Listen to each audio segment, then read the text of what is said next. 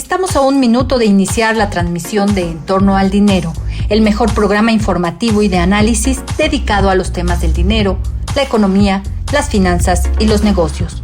Con el apoyo de Lidia Barrón Cortés y Miriam Gutiérrez, Eduardo Torreblanca Jax encabeza este esfuerzo periodístico en televisión. Canal 76 en la plataforma de cable Easy, Canal 168 en Total Play y en las plataformas de YouTube y Facebook, en las que también transmitimos en vivo y directo.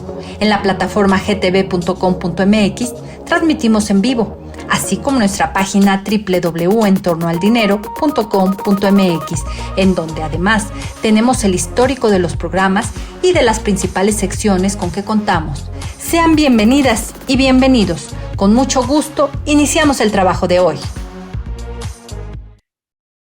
¿Qué tal? ¿Cómo está usted? Muy buenos días. Las 6 de la mañana en punto. En este 21 de diciembre se acaba el año 21 de diciembre del 2021. Con el gusto y el entusiasmo de siempre, este equipo de trabajo ofrece hasta este momento, a partir de este momento y hasta las 8 de la mañana, la alternativa que usted tenga información relativa a las cuestiones de economía, negocios y dinero, negocios, finanzas, economía, de una manera sencilla, accesible y con el tamiz del análisis en voz de los especialistas que tienen toda la autoridad moral para hablar de los temas de los que habla. Muy buenos días.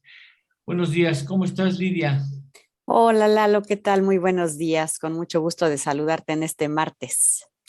Gracias. ¿Cómo está la temperatura ya? ¿Cómo están ustedes ahí en Texas? Ya empezó el frío, ahora sí, ¿verdad? Pues ahora sí, pero fíjate que es como intermitente. De pronto viene el frío, de pronto vuelve como las temperaturas muy cálidas. Entonces, bueno, por ejemplo, ahorita estamos a 2 grados. ¿Ahorita están a 2 grados? Sí, No, pues sí está frío. sí está haciendo frío. Sí, 2 grados, con razón te veo tan tapadita. Sí, hoy sí dije, no, ahora sí chamarra, porque no, fíjate, con todo y la calefacción, claro, se pone de una manera muy moderada. ¿Sí? Sí, porque para la noche todo el mundo, pues con la cobija y todo, no se necesita tanto, pero yo que sí me ando aquí ya deambulando y me levanto temprano, pues como que sí se siente, se necesita Sí. más Tengo la abrigo. impresión de que le habremos de caer muy bien a tu señor esposo y a tus hijas. Sí, le caen re bien. Sí, me imagino. Pero bueno, 2 grados centígrados, es decir, ¿quiénes cumplen santo hoy? Hoy es santo de San Pedro Canicio, no sé qué es eso, pero así dice el santo oral católico y el calendario de la abuela, pero bueno, es día de San Pedro Canicio, así es que pues a los Pedros que siempre les toca varias veces al año, ¿verdad? Igual que a los Sí, Pablos y a los Juanes. y a los Juanes, sí es Más a cierto. los Juanes que a los Pedros. A ver, tú, Sí. Juan, tú que sabes que hoy es el día de Santos de los Pedros, el bueno, los Pedros no, ¿verdad? Ahora, no te escucho yo, no te escuchamos más bien. El bueno me parece que es en junio, de Pedro y Pablo, si no Sí, me Pedro y equivoco. Pablo. es Y cierto. el Juan bueno es el 24 de junio, San Pedro Juan y Bautista. Pablo, hablas de los Pedro Mármol De Pedro los Picapiedra y Picapiedra. Pablo Mármol. No exactamente, un poquito después, porque estos fueron los Picapiedra. Los habrán puesto a los Picapiedra con esos nombres por eso, porque cumplen santos juntos. Oye, es cierto, porque son de la era de piedra, o sea, desde, Sí, Desde desde entonces viene, ¿verdad? sí, desde entonces, bueno. De todas maneras, pues ya fastidiamos la celebración porque pues no vamos a felicitar ni a los Pablos ni a los Pedros tampoco, porque ese es Pedro de Canicio, ¿no? De Canicio. ¿Quién sabe qué será eso? Muchachos, sean tan amables, por favor, si usted cumple algún otro festejo hoy, alguna fecha memorable. Muchas felicidades. Vamos a la efeméride y después vamos a las temperaturas. Efeméride del día. 21 de diciembre, pero de 1937, Walt Disney Pictures presenta en los Estados Unidos su primer clásico de animación, el primerito, titulado Snow White and the Seven Dwarfs, quiere decir Blancanieves y los 7 enanos. La película es una adaptación del cuento de hadas homónimo que los hermanos Grimm publicaron en el año de 1812. Una historia profundamente arraigada en las tradiciones europeas. Ahí está, cuando se presenta por primera vez esta película de dibujos animados que se ha vuelto famosa en todas las generaciones. Después hubo versiones de todas, después incluso se dijeron cosas terribles de los enanos con Blancanieves, en fin, cosas... Sí, es cierto, ¿verdad? A la hora de estudiar la semiótica y eso en la escuela, sí, es verdad. Sí, bueno, sí. Hay un libro memorable para leer al Pato Donald de Armand Matelart, no sé si tú tuviste la oportunidad de leerlo. Sí, es claro. Lectura obligada para quienes estudiamos carreras. psicología, y lectura obligada para leer al Pato Donald, para que vean, no sé si Armand Matelart tenía razón, pero el caso es que sí es cierto que todos tienen papeles muy interesantes. No hay un matrimonio consolidado en toda la serie. ¿Era sobre eso? Era sobre los personajes, por ejemplo, los Hugo, Paco y Luis, el papel que jugaban. Cada uno. El abuelo millonario, en su trato siempre muy distante con la abuela.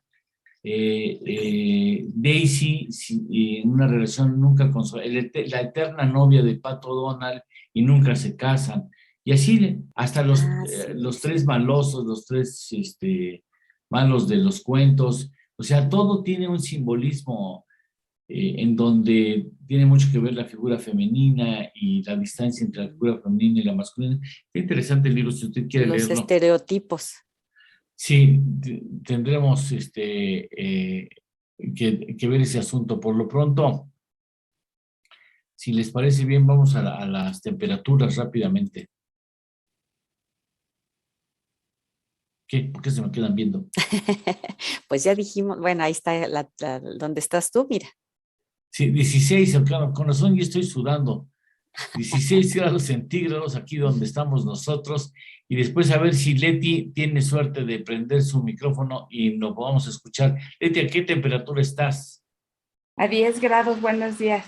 Hola. A 10 grados y problemas de luz, ¿verdad? Sí. Hay fluctuaciones de luz. Anticipamos disculpas en caso que hoy tengamos problema, porque al menos en la casa de Leti, y cada vez son más frecuentes las variaciones de luz, No es tirarle mala onda a la CFE y menos a Manuel Bartlett, pero las cosas están intermitentes, digamos, intermitentes para Leti Razo Gómez, que ya nos dio la temperatura, ya nos los diste tú, falta Francisco, o tú ponme la temperatura que quieras y vamos siguiéndote a ti las temperaturas a las que estamos trabajando. Coyoacán, sí, es Francisco, ¿verdad? Buenos días.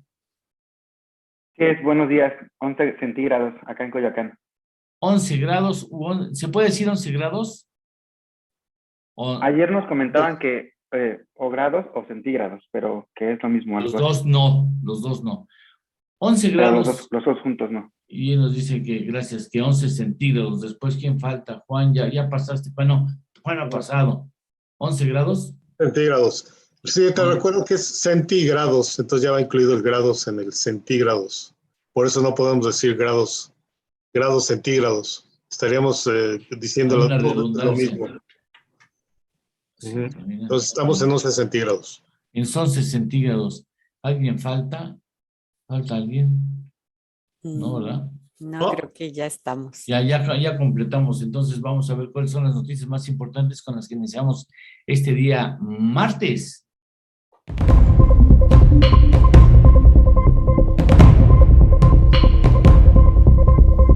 El presidente López Obrador califica de lamentable y penosa la decisión del INE de posponer consulta de revocación de mandato. La deuda total de México representará 50.3% del PIB en 2021, revela la Secretaría de Hacienda y Crédito Público. Venta de autos ligeros suma su cuarto año de caídas, revela la Asociación Mexicana de la Industria Automotriz. Gobierno federal destinó 55.6% de sus recursos al sector hidrocarburos en los últimos 5 años, afirma el Instituto Mexicano para la Competitividad. Pemex y CFE consiguen nuevos bloques de espectro radioeléctrico para utilizarlos en sus instalaciones durante 15 años. Senado de Estados Unidos aplaza para enero votación sobre subsidios a autos eléctricos. OCDE presenta reglas sobre impuesto mínimo del 15% a multinacionales. Estima que se podrían recaudar $150,000 millones anualmente. Pandemia obliga a aplazar foro de Davos 2022 hasta mediados de año. Comercio mundial disminuye 0.8% en tercer trimestre, da a conocer la Organización Mundial del Comercio. ¿Qué dicen los diarios de circulación presumiblemente nacional que están siendo en estos momentos ya circulados por las principales ciudades y capitales del país? Lidia. Lidia. ¿Los diarios? Sí, los diarios. Por favor, porque Leti no trae micrófono, está fuera del aire, Leti. Entonces vamos a ver qué dicen los diarios. Vamos a poner a ver. Vamos a ver. Dice, 123 cuarteles más y la violencia sigue. Esto dice el Reforma. El Universal, oposición, alista bloque de defensa del INE. Dice, PAN, PRI, PRD buscarán que no se lleve a juicio político a consejeros electorales por aplazar la consulta de revocación de mandato. Vamos ahora al Excelsior. Legisladores también piden la revocación. Diputados de la 4T afirman que al posponer la organización del ejercicio, el INE suspende un derecho constitucional, algo que solo puede autorizar el Congreso. Milenio. Desde noviembre, 2 casos de Omicron en México, ya son 25 casos. La Jornada. Repudio demócrata en Estados Unidos al programa Quédate en México. Exigen una carta a la Casa Blanca que se revierta su expansión. Reimplantarlo es retomar a las acciones xenófobas que desató Donald Trump. Afirman que se carece de un plan para dar prioridad a proceso de asilo. Al Financiero, vamos al Financiero. Confirma INEGI desaceleración económica al cierre del año. Indicador oportuno, anticipa un crecimiento anual del 12% para el GAE en noviembre a distintos ritmos sectoriales. El Economista. Estados Unidos aplaza hasta el 2022 votación sobre subsidios a autos eléctricos. El Heraldo de México. AMLO pide a tribunal resolver a favor.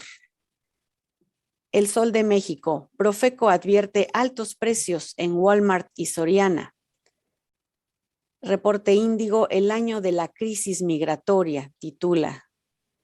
La Razón de México, jefe del corredor interoceánico, vamos a ser competitivos con el Canal de Panamá, dice. Y hasta ahí los diarios de circulación nacional el día de hoy, Lalo. Bien, muchas gracias. Vamos ahora a los saludos. Tenemos saludos, Francisco, buenos días. Buenos días, claro que sí tenemos saludos. Saludamos hoy con gusto a Eduardo de Jesús, que nos dice que en Aguascalientes están a 6 grados. También saludamos con gusto a David Nieto, que nos dice un excelente día. A Enrique González, que nos dice que está 4 centígrados bajo cero desde Canton, Michigan. Y a Roberto Mejía nos cuenta que en el Ajusco, aquí en la Ciudad de México, amanece a 3 centígrados.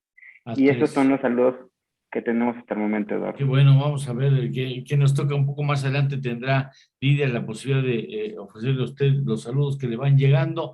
Y nosotros hacemos una rápida pausa. Durante la pausa vamos a dar lectura a la columna de Roberto Roque, que se refiere al asunto precisamente del INE. La revocación de mandato y el INE es un asunto que se está calentando cada vez más y que polariza las posiciones tanto del Instituto Nacional Electoral como del presidente de la República en específico, que le lanza la cargada durísima, primero con gobernadores, ahora legisladores también le están tupiendo durísimo y se están preparando para una lucha que pudiera desencadenar en una desaparición del INE. En una desaparición del INE ya veremos si existe sentido de hacerle a usted un sondeo para ver qué opina usted, cuál de las partes piensa usted que tiene mejores argumentos para que se haga o no se desarrolle la encuesta de revocación de mandato. Pero por lo pronto, durante la pausa comercial, vamos a escuchar lo que opina Roberto Roque, reconocido periodista mexicano. Esto es En torno al dinero. Con Eduardo Torreblanca y Lidia Barrón Cortés. Hacemos una pequeña pausa y continuamos. Pues Roberto Roch Lalo titula su columna el día de hoy, INE, tiempos nublados. Y dice que la mayor parte de un gabinete presidencial, 18 gobernadores y el presidente de la Cámara de Diputados, se subordinen sin rubor a un concierto de ataques contra una institución clave en los equilibrios políticos del país, debe ser registrado como un precedente ominoso cuando se documente, con mejor perspectiva, cómo fue extraviada la sensatez democrática desde un significativo arco de actores. La reyerta sostenida por Palacio contra el Instituto Nacional Electoral fue acendrada, como estaba previsto y sin que nadie pudiera o quisiera evitarlo, ante una causa absurda como la que representa la consulta revocatoria de un mandato otorgado para 6 años, cuya legitimidad nadie impugna y que se basa en la Constitución misma.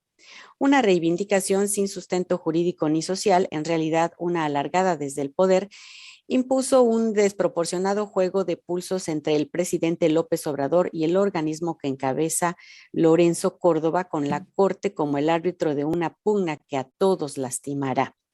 La obsesión por darle fuerza de ley a un capricho presidencial encontró en el INE una dosis equivalente de tosudez que incluyó alentar un acuerdo interno que en los hechos representa una suspensión de los trabajos para la presunta consulta revocatoria. Lo que se logró con ello fue ir más allá de la determinación de la Corte, a la que el propio instituto se atuvo al presentar una controversia constitucional contra la reducción de su presupuesto dictada por consigna desde San Lázaro. El ministro Juan Luis González Alcántara, que atendió el caso, resolvió en principio aceptar el reclamo, pero sin determinar la suspensión del hecho impugnado. El arrebato del INE, de acuerdo con consultas realizadas entre juristas por este espacio, exhibió un voluntarismo tan excéntrico como aquel del que quiere marcar distancia.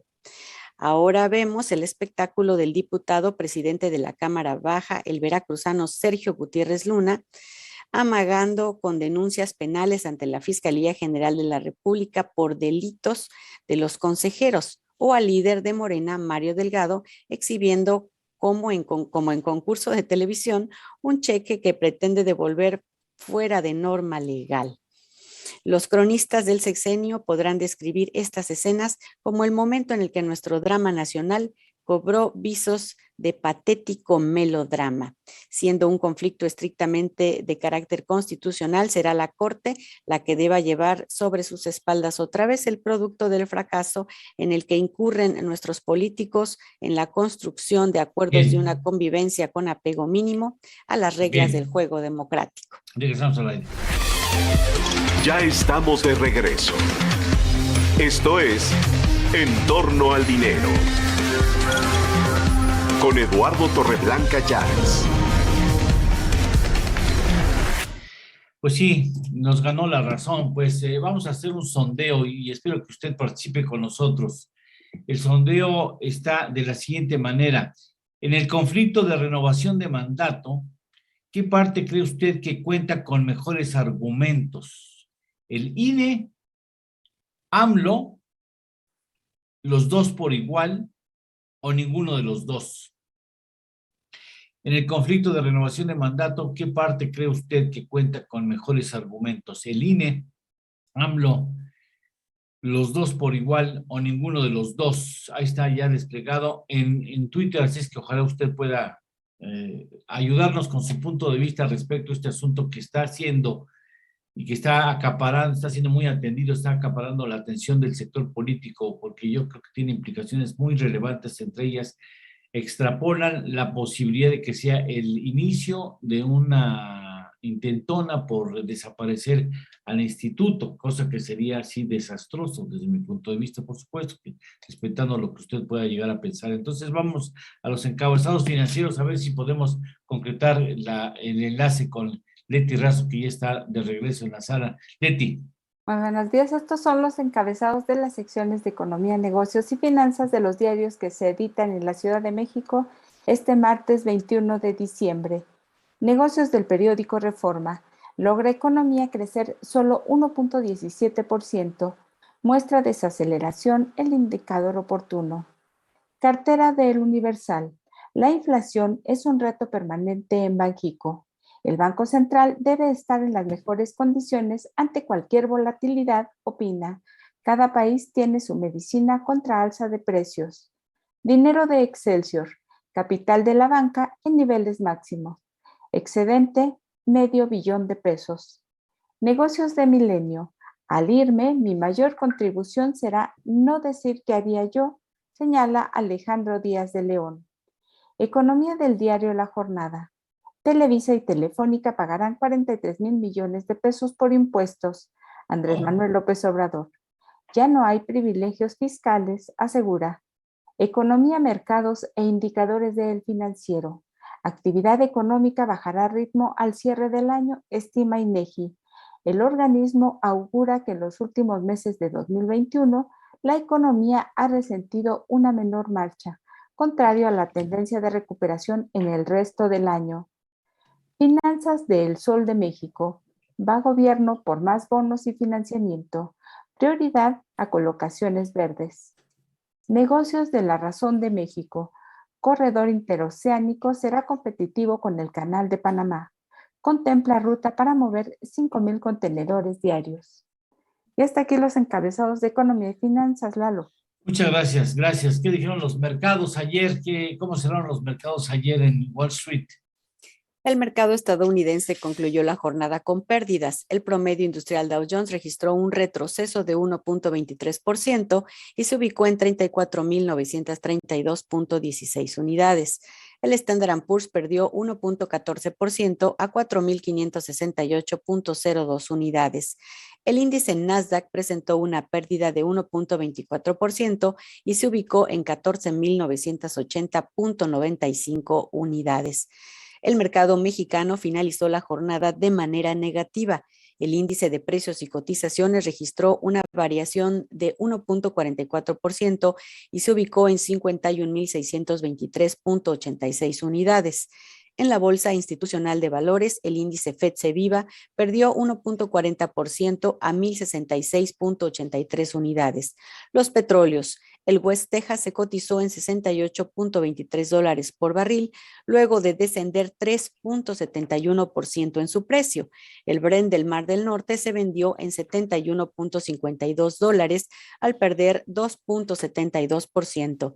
La mezcla mexicana de exportación se cotizó en 63.43 con un descenso de 3.51% en su precio. Las divisas. El dólar interbancario se cotizó a 20.74 pesos y el euro a 23.37 pesos, todo ello con datos del Banco de México. En este momento le digo a usted que el petróleo avanza 1.69% en el caso del West Texas, 1.69% hasta $69.77 barril. El Brent del Mar del Norte, el referente europeo, avanza 1.45% hasta $72.56 por barril. Y en el caso específico de la moneda mexicana frente al dólar estadounidense, en estos momentos el dólar estadounidense avanza 0.06% frente al peso mexicano hasta 20.79. Eso es lo que sucede hoy. Por lo pronto, vamos con los saludos. Tienes saludos seguramente, Lidia, por la sonrisa claro que tienes, sí. tienes varios. Tengo varios saludos desde muy temprano. José Enrique nos dice, muy buenos días, comunidad. ¿Qué tal, José Enrique? Lidia Mora nos dice, a darle, que casi terminamos el 2021. Cierto. Vamos a darle, querida Lidia, tocaya. Vale, NT, vamos a correr, dice Vale. ¿Qué tal, Ya se va a hacer ejercicio como todos los días. Qué bárbaro. Sí, dice, muy buenos días. No importa el frío, para ella. También Miguel Rodríguez nos saluda desde Reynosa. Nos dice buen martes para todos. David Nieto dice también excelente martes, igualmente para ustedes. José Antonio Carvajal dice muy buenos días desde el municipio de Calvillo y dice que ellos están a 6 grados. Bueno, también hace mucho frío por allá. Así es que muy buenos y fríos días, José Antonio. Isabel González Pérez nos saluda desde Guadalajara. Y Francisco Castillo también dice, muy buenos días, Lidia, Barrón, Eduardo, un fuerte abrazo desde Houston, Texas. No nos dice su temperatura, pero debe ser muy parecida a la que tenemos acá, de muy poquitos grados. Alex Escadrufo también nos dice, muy buenos días, amigos. Sergio Sánchez dice, Buenos días, desde Lomas de Angelópolis, 11 grados para Sergio Sánchez. Y Alex Escadrufo también dice grados Celsius. Sí, creo que sí, ¿verdad? Eso es lo que hemos estado con la polémica de los grados. Pues esos son los saludos, Lalo, que tenemos hasta ahora. Muchas gracias, gracias. Estaba yo checando mis anotaciones. ¿Sabe usted cuánto sale la encuesta de revocación de mandato? ¿Qué costo tendría? 5,743 millones de pesos. 5,743 millones de pesos. Una elección presidencial nos cuesta, porque pues nosotros la pagamos, en términos así gruesos, 28,000 millones de pesos. 28,000. La revocación de mandato tendría un costo de 5,743 millones de pesos, valuada, por supuesto, bajo los ojos del INE. Y el ajuste de presupuesto que tuvo el instituto no le permite, según los argumentos que sostiene el INE, no le permite hacer una revocación que yo, en lo personal, como me dijeron, le digo, no le veo el sentido, sobre todo porque el señor presidente disfruta de la popularidad necesaria como para que no pensar en el riesgo de que, ¿no? Y además, finalmente, pues, no existen, y espero que no existan más, argumentos como para pensar que ya no debe de permanecer en el poder.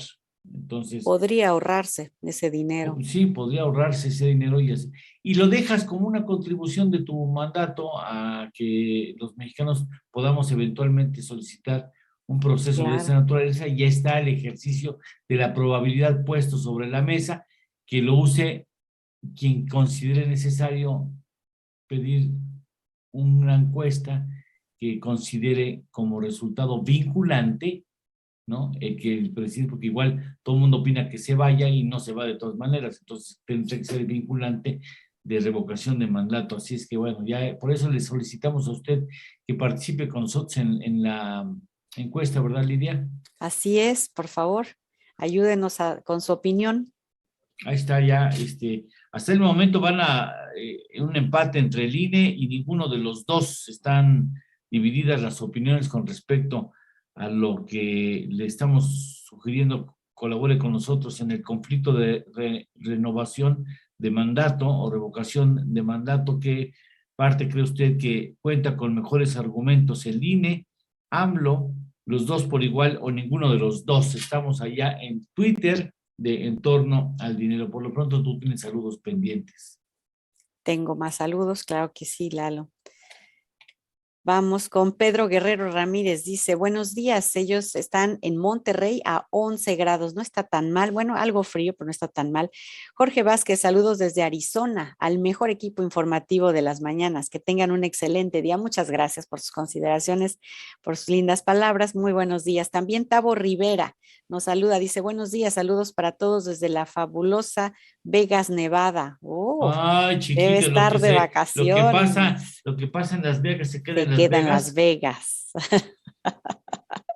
Así es. También Carlos Ramírez nos saluda desde Uruapan, Michoacán. Excelente programa, dice. Lo saludamos con mucho gusto hasta ese lugar tan bonito. Y Alex Escadrufo dice, corredor interoceánico será eficiente mientras no lo bloqueen los maestros, dice. No, oiga, no le dé ideas, por favor, no les dé ideas. De ideas. Sí, oiga, sí, nomás, no, bueno, es que si pone el dedo en el renglón, Sí, dice, en la llaga. Bueno, ha habido más de 2 meses en que los maestros han interrumpido el ferrocarril que tiene como destino el puerto de Lázaro Cárdenas, ocasionando millonarias pérdidas, entre ellas a la industria automotriz, poniendo en riesgo una cantidad no poco importante de trabajos debido a los bloqueos. O sea, tiene razón, ¿no? Tendríamos que pues, considerar el endurecer las penas para quienes hagan esas prácticas, sobre todo porque la bronca ni siquiera ni en la compañía ferroviaria, ni en el puerto, ni en ninguna de los clientes que alquilan el servicio, que contratan el servicio de ferroviarios. O sea, el problema estaba en los salarios de los maestros en Michoacán. Y es como si nosotros tuviéramos un conflicto laboral y vamos a evitar que los aviones salgan del aeropuerto, pues es un delito federal y ameritaría la cárcel, pero bueno, ahí se les trata con bastante benevolencia, por cierto. Ok, perdóname, interrumpí. No, ya habíamos terminado. Bueno, entonces después durante la pausa comercial, le solicito a Lidia que hable sobre la revocación de mandato a partir de los ojos de Carlos Loret de Mola. Y regresamos con mucho gusto aquí en Torno. Claro que sí, con mucho gusto. Esto es En torno al dinero. Con Eduardo Torreblanca y Lidia Barrón Cortés. Hacemos una pequeña pausa y continuamos. Vamos a ver qué dice Loret. Pues mira, en su columna Historias de Reportero dice, por fin los mexicanos nos ponemos de acuerdo en algo, dice Carlos Loret. El cierre político del 2021 se inscribe perfectamente en la tónica del gobierno del presidente López Obrador. Ninguno de los temas que interesan a todos los mexicanos está en el centro de la discusión, y un tema que solo interesa a una persona acapara todos los reflectores. Ni la violencia criminal imparable, ni la alerta global por la cuarta ola de COVID, ni la interrupción de la recuperación económica, ni los escándalos de corrupción que salpican todo el derredor presidencial son temas en el escenario político. Al presidente no le interesa que se discutan y hace todo lo posible para que no se hable de ellos. Lo logra. En cambio, el tema es la revocación de mandato. El mundo al revés. Los que están con el gobierno pelean por someter a consulta la revocación de mandato de su presidente y los que se oponen al mandatario no quieren hacerla. Esa realidad pinta la farsa y exhibe el desperdicio. En este México incomprensible, ni la oposición ni el oficialismo quieren acortar la gestión del mandatario, pero el centro de todas las discusiones es la consulta para hacerlo. Por fin, los mexicanos nos ponemos de acuerdo en algo, pero el presidente quiere someterlo a consulta. La inmensa mayoría de quienes no simpatizan con AMLO no tienen ningún interés en movilizarse para participar en una consulta que no pidieron. No creen que al presidente deba revocársele el mandato. Los que quieren que López Obrador siga hasta 2024, como marca la Constitución, no tienen ningún interés en movilizarse para una consulta que va a desembocar en eso, en que se siga hasta 2024. Ya estamos de regreso. Esto es En torno al dinero. Con Eduardo Torreblanca Llanes. Para entender mejor de economía, bien común es todo aquel bien donde no hay exclusión en el consumo. Todos se pueden beneficiar de él. Algunos ejemplos de bienes comunes son el medio ambiente o los recursos hidrobiológicos, es decir, los peces, las algas y otros. Al ser un recurso explotable por todos los miembros de la comunidad, se puede agotar su abastecimiento.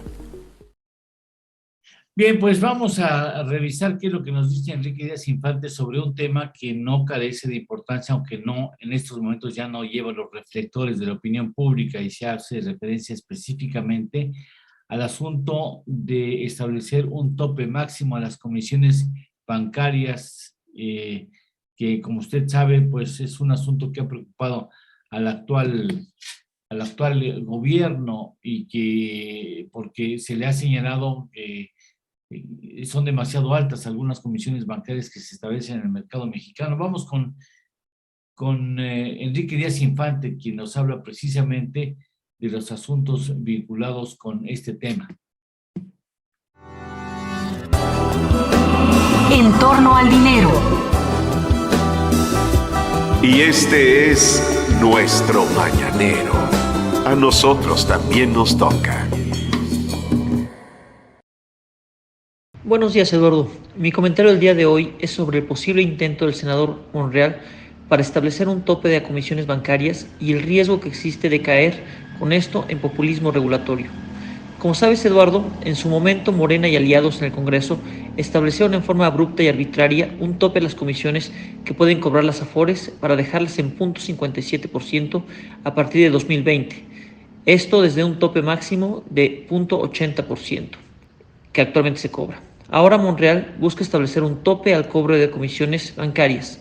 Este sería el tercer intento del senador Monreal para modificar la Ley de Transparencia y Ordenamiento de Servicios Financieros y la Ley de Instituciones de Crédito a fin de establecer topes a las comisiones bancarias. Recordemos que en noviembre de 2018, cuando presentó su iniciativa de reforma también para reducir comisiones bancarias, las acciones de los principales bancos presentaron caídas y el índice de precios y cotizaciones de la bolsa cayó 5.8% y el tipo de cambio se vio afectado. Eduardo, más que un interés legítimo, el senador Monreal por impulsar la reducción del costo del crédito, pudiera ser un intento del legislador de colocarse en la agenda política con temas políticamente redituables, con miras al 2024. Esto sería auténtico populismo regulatorio en caso de que el tope a comisiones bancarias no fuera debidamente implementado de la mano con la industria a fin de no generar distorsiones en la estructura de la industria bancaria. Sería populismo regulatorio si el tope no responde a la estructura real de costos y si se hace el cambio de manera abrupta sin dar tiempo a los bancos más chicos de adaptarse. El hecho de que más del 30% de los ingresos de la banca provienen de comisiones pudiera afectar más a los bancos pequeños que dependen de estas para sobrevivir y que al reducirla pudieran salir del mercado. Eduardo, sin minimizar la necesidad que existe de reducir el costo del crédito por ser excesivamente caro, esta propuesta de reducción de comisiones y de establecer topes pudiera ser populismo regulatorio del legislador Monreal para posicionarse políticamente con miras al 2024 a costa de ahuyentar inversión. Si bien el país se enfrenta a problemas de falta de inclusión financiera, de baja penetración del crédito y alto costo del crédito, preocupa el timing de una reforma de este tipo que pudiera más bien sumar a la incertidumbre al sistema financiero más que ayudar a la reactivación económica.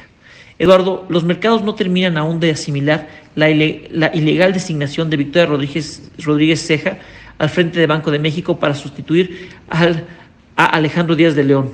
Tampoco asimilan del todo la designación de otras autoridades financieras, como pudiera ser el caso del nuevo presidente de la Comisión Nacional Bancaria, Jesús de la Fuente Rodríguez, extraordinario académico experto en derecho bancario, pero sin experiencia administrativa relevante. Todos estos cambios ocurren en un momento dado donde la inflación está galopante y se requiere de un banquero central con reputación para combatirla. Y en un momento en que el deterioro del sistema bancario por la crisis pudiera exigir mucha fortaleza en la supervisión para intervenir rápidamente de ser necesario y evitar un riesgo sistémico. En ese sentido, Eduardo, si bien se aplaude este tipo de iniciativas para reducir comisiones, hay que cuidar su debida implementación en tiempo y montos. De no implementarse bien, pudiera en el tiempo acabar favoreciendo a los bancos grandes del status quo y obligando a los pequeños a liquidarse o fusionarse. Sería un auténtico populismo regulatorio. Hasta aquí mi comentario del día de hoy, Eduardo. Hasta luego. Gracias, Enrique, gracias, muy amable. Bueno, tenemos saludos pendientes. Tenemos 3 saludos, sí. Dalo. Sí. Jesús Próspero en Delicias, Chihuahua, dice está a 2 centígrados, también. Bien frío allá.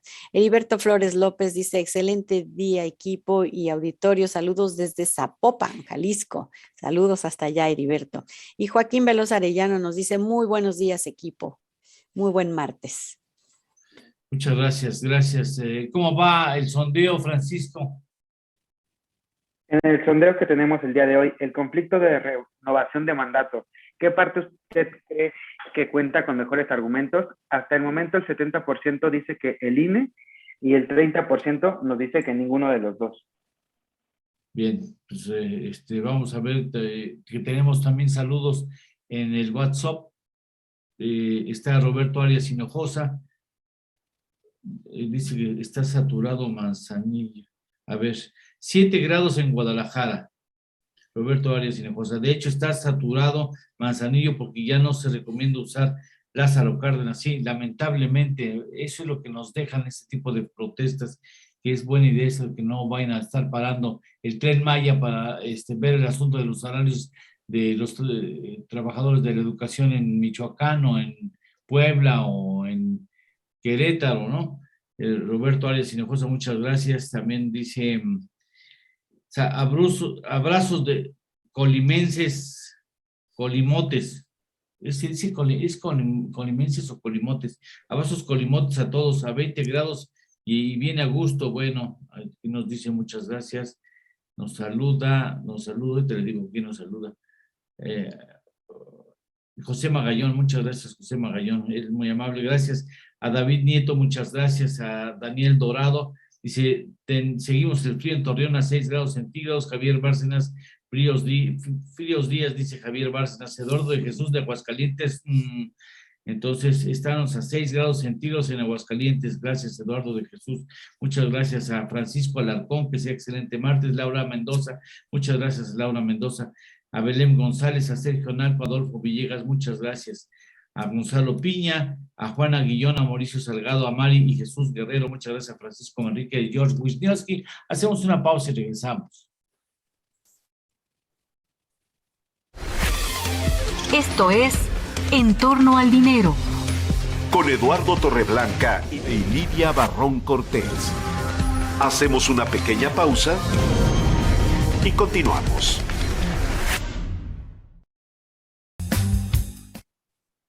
Es una columna interesante, ya ni dije cuál es la que íbamos a leer en la pausa comercial, la que publica Francisco Garfias hoy en el Excelsior. Me parece importante y yo le ruego a usted que preste mucha atención porque el asunto no es nada menor, Leti. Francisco Garfias, en su columna Arsenal que publica Excelsior, escribe: la relación de los empresarios con el gobierno federal vive uno de sus peores momentos. Más allá de los actos para la foto y los falsos discursos, hay desconfianza y desánimo en el sector privado. La ausencia de certeza jurídica inhibe la inversión. No faltan emprendedores que comparen estos momentos con el último año de Luis Echeverría. La inversión extranjera no fluye. Tesla tenía intenciones de construir una planta en Jalisco. Renunció hace un año. La política energética de la 4T la hizo cambiar de opinión, según el gobernador de ese estado, Enrique Alfaro. A mediados de este 2021 se dio el anuncio de que dejaban México el Deutsche Bank y JP Morgan. General Motors amenaza con hacer lo mismo. Hay más. De enero a noviembre de 2021 salieron del país 266,000 millones de pesos en inversión extranjera por idéntico motivo, según el periódico El Financiero. En ese ambiente poco favorable al sector privado, se elegirá en marzo próximo al sucesor de Carlos Salazar, presidente del Consejo Coordinador Empresarial. Dos aspirantes se asoman: Francisco Cervantes, presidente de Concamín, y Bosco de la Vega, del Consejo Nacional Agropecuario. Son perfiles diferentes. A Cervantes se le percibe como cercano a Palacio Nacional, es partidario del diálogo, sabe estirar la liga pero no la rompe. Andrés Manuel López Obrador lo ha elogiado públicamente por ser promotor del llamado Pacto Oaxaca Sur-Sureste, firmado por el propio presidente, 9 gobernadores y la Concamín. Ese pacto tiene como objetivo llevar inversión para el desarrollo de esa zona del país, rica pero rezagada. Bosco de la Vega es presidente del Consejo Nacional Agropecuario. Su estilo es más bronco, más de confrontación. Es el candidato halcón del Consejo Coordinador Empresarial, órgano que coordina a las diferentes agrupaciones empresariales. 7 organismos tienen voto en la elección del presidente del CCE: Concamín, Concanaco, Coparmex, Consejo Mexicano de Negocios, Consejo Nacional Agropecuario, ABE, Asociación de Bancos de México y Seguros. La elección no es menor, determinará el rumbo que tomarán los empresarios en el segundo trienio de Andrés Manuel López Obrador. Lalo. Muchas gracias. Interesante el asunto. Y va a ser clave qué personaje habrá de encabezar a la cúpula de cúpulas empresariales. Regresamos. Ya estamos de regreso. Esto es En torno al dinero. Con Eduardo Torreblanca Llanes. Nos dejan algunas plataformas que toman nuestros contenidos para reproducir sus respectivas audiencias. Muchas gracias a todos, ¿verdad, Lidia? Así es, que los esperamos el día de mañana en punto de las 6 de la mañana. No olviden que aquí tenemos una cita informativa. Buen martes. Muchas gracias, buen martes, gracias. Nosotros seguimos con Sergio Sánchez. Ya sabe usted que se le va a salir carísimo el asunto del aeropuerto en el Estado de México, en el aeropuerto en Santa Lucía. Va a salir carísimo, y le va a salir carísimo a los mexiquenses, porque como el gobernador de la entidad se comprometió a entrarle con el asunto de la liga del tren para que se vaya directamente a Santa Lucía, pues la entidad tiene que incurrir en fuertes deudas para poder cumplir con ese compromiso. Y hay nuevos impuestos en el Estado de México. De esto nos habla Sergio Sánchez. Vecinos del Estado de México, ayer me refería a uno de los impuestos propuestos para la entidad mexiquense, y que, como sabemos, los recursos para este próximo año serán insuficientes, no solo para ustedes, sino para todos los mexicanos. Será una muy dura cuesta de enero y no quiero pensar qué más nos espera. Pero hoy, debido al endeudamiento de la entidad, que en 2021 fue el más alto de la historia, hoy se pretende incrementar un 3.9% respecto al año anterior, considerando satisfacer la demanda de transportación aeroportuaria al mini aeropuerto Felipe Ángeles. Esto debido a un compromiso ya contraído por el gobernador del Mazo con el representante del Ejecutivo. Para no entrar en más detalles, aparte del impuesto ambiental, también se pretende aplicar un impuesto a las personas físicas con actividad empresarial y profesional, y este será sobre las ganancias que tengan después de efectuar las deducciones correspondientes a su actividad, y se analiza sea del 5%, o sea que aparte del impuesto sobre la renta federal, al que pueden gravar impuestos por reciclo o régimen fiscal correspondiente empresarial o profesional, tendrán que pagar los mexiquenses 5% adicional. En cuanto a otro impuesto que está en discusión, es a las casas de empeño, que deberán pagar un 5% por los bienes que no sean recogidos por los pignorantes. Así que nos están invitando a gastar menos y conservar nuestros empleos, también a cuidarnos como animalitos del bosque y no tener más que un par de zapatos. Pero me pregunto, ¿por qué los gobiernos, tanto federales como estatales, no reducen sus gastos, que no sean inversión, y los canalicen para no regalar el dinero, sino para crear verdadera infraestructura que nos favorezca? Y no me cansaré de repetir: salud, educación y seguridad. Pero diría mi abuelita, el valiente muere hasta que el cobarde quiere. Su abuelita. Bueno, pues hágale caso a la abuelita de Sergio Sánchez. Y bueno, pues ahí está el costo el costo derivado del aeropuerto que impulsa el gobierno federal en el Estado de México. Bueno, terrible, ¿no? Me imagino tú vivías en el Estado de México. Así es, muchas carencias. La verdad es que quizás ese dinero debería de dedicarse a otros asuntos prioritarios, por ejemplo, llevar agua a las comunidades más apartadas, sí, entre otras muchas cosas que hay carencias para tirar así, para aventar. En la pausa le prometo darle una anécdota que creo que ya he referido, pero vale la pena volver a hacerlo. De cómo sacian el hambre en algunas comunidades del Estado de México, a menos de 100 kilómetros de la ciudad capital, o sea, a menos de, si tuvieran caminos decentes, estaríamos en 25 o 30 minutos cuando mucho, pero son puros brechas en las que hay que recorrer para llegar a algunas comunidades del Estado de México. Cómo sacian el hambre de los niños que lloran porque tienen hambre. Eso espero que ya no esté sucediendo. A mí me lo relataron hace poco más de 10 años y me quedé con la boca abierta. Jamás pensé que eso sucediera en México. Pero bueno, vamos a cambiar de tema. Vámonos con Yamile Moncada. Se refiere hoy a las diferencias entre reclamos e inconformidad entre los pensionados. Vamos a ver qué nos dice Yamile.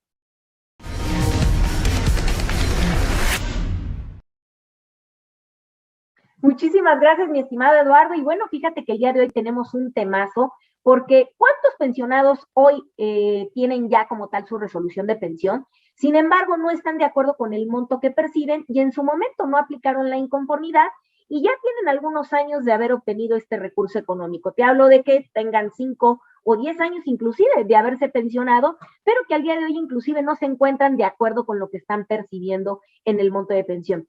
Y es que déjame mencionarte, Eduardo, que no nada más la figura de la inconformidad es la única herramienta que tienen los pensionados para poder levantar la mano sobre cualquier situación, monto que no estén de acuerdo dentro del monto de su pensión. La inconformidad aplica, como lo hemos mencionado ya en otras cápsulas, dentro de los primeros 15 días una vez que obtienes tu resolución de pensión. Sin embargo, existe otra figura que la puedes emplear y aplicar en cualquier momento de tu vida, inclusive a pesar de que hayan pasado más de 10 años de haber obtenido la pensión.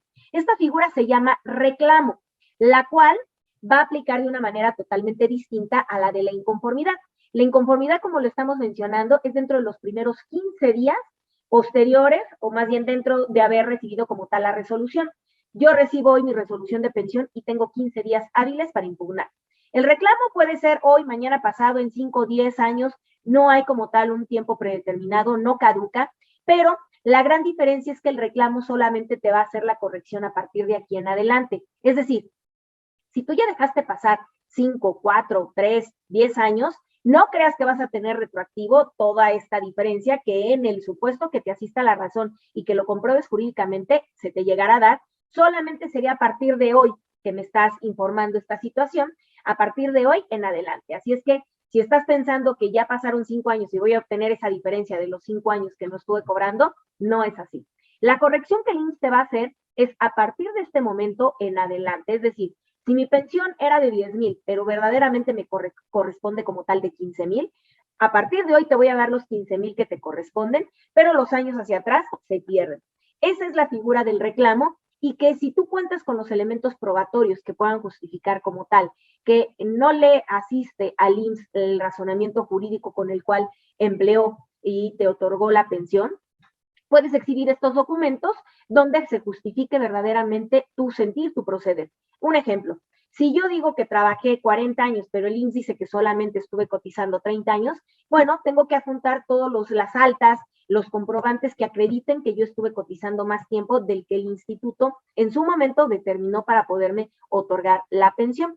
Así, si es que yo cuento con estos documentos, puedo acudir a la subdelegación del IMSS que me corresponda por medio de un proceso administrativo para poder aplicar el reclamo y estar en condiciones de poder hacer esta corrección, solo tomando en cuenta que la corrección por medio de esta figura del reclamo será a partir de este momento en adelante. Todos los años hacia atrás se pierden. Y si alguien por ahí pretendiera que ya una vez que esto se corrigiera, pues hicieran algún otro proceso judicial para poder solicitar los años hacia atrás, no es procedente debido a que existe un acuerdo por parte del Consejo Técnico y el IMSS, donde se determina que la corrección, si es que te asiste la razón, el razonamiento jurídico, será a partir de aquí en adelante. Así es que una excelente noticia para aquellos que se encuentran pensionados y hoy por hoy no están de acuerdo con su pensión, mi estimado Eduardo, ya tienen la solución, aplicar la figura del reclamo, acudiendo siempre con los especialistas en materia de seguridad social. Y recordándoles también, mi estimado Eduardo, que si tienen alguna duda en materia de seguridad social, pues se pueden dirigir al número telefónico que está apareciendo para que puedan agendar una cita e inclusive también manejamos la figura del acompañamiento y podamos apoyarlos en cualquier trámite. Muchísimas gracias, mi estimado Eduardo. Al contrario, muchísimas gracias. Yo le prometo darle el número telefónico, Yamile, en el siguiente bloque, porque hay varias personas que nos han solicitado tener comunicación con ella para clarificar alguna duda y muy gentilmente siempre Yamile tiene un espacio para poder atender a las personas que le consultan. Así es que en el siguiente bloque yo le doy con mucho gusto el número telefónico de Yamile Moncada. Aquí está ya. Gracias, Ernesto. Es el 5548-240228. Yamile Moncada. Otra vez, 5548-240228. 5548-240228. Tiene ritmo, el teléfono es fácil de recordar. 48-24-02-28. Vamos a una pausa. En la pausa comercial vamos a dar una lectura. Lidia habrá de dar una lectura de la columna que también se me hace muy interesante de Julio Hernández. Vamos a cambiar de tema, vamos a Chile. La izquierda ha ganado las elecciones en Chile y el peso chileno comienza a perder terreno ante el temor de decisiones extremas de este muchacho de 30 y tantos años que ganó las elecciones en un Chile totalmente polarizado. Vamos con el tema y regresamos. Esto es En torno al dinero. Con Eduardo Torreblanca y Lidia Barrón Cortés. Hacemos una pequeña pausa y continuamos.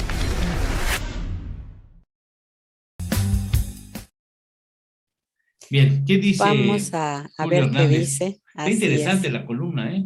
Sí, y la titula Congreso dividido, izquierda cuidadosa. Y dice, la victoria electoral de Gabriel Boric Font en Chile ha generado una natural euforia en el abanico político e ideológico cargado a la izquierda.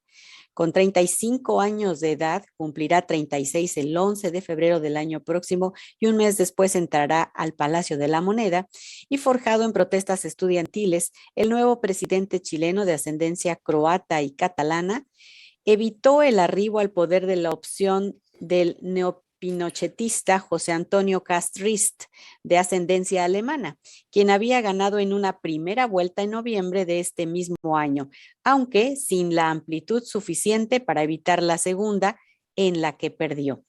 El hecho de haber frenado a la ultraderecha tiene una significación enorme y agrega piezas de poder al tablero latinoamericano progresista.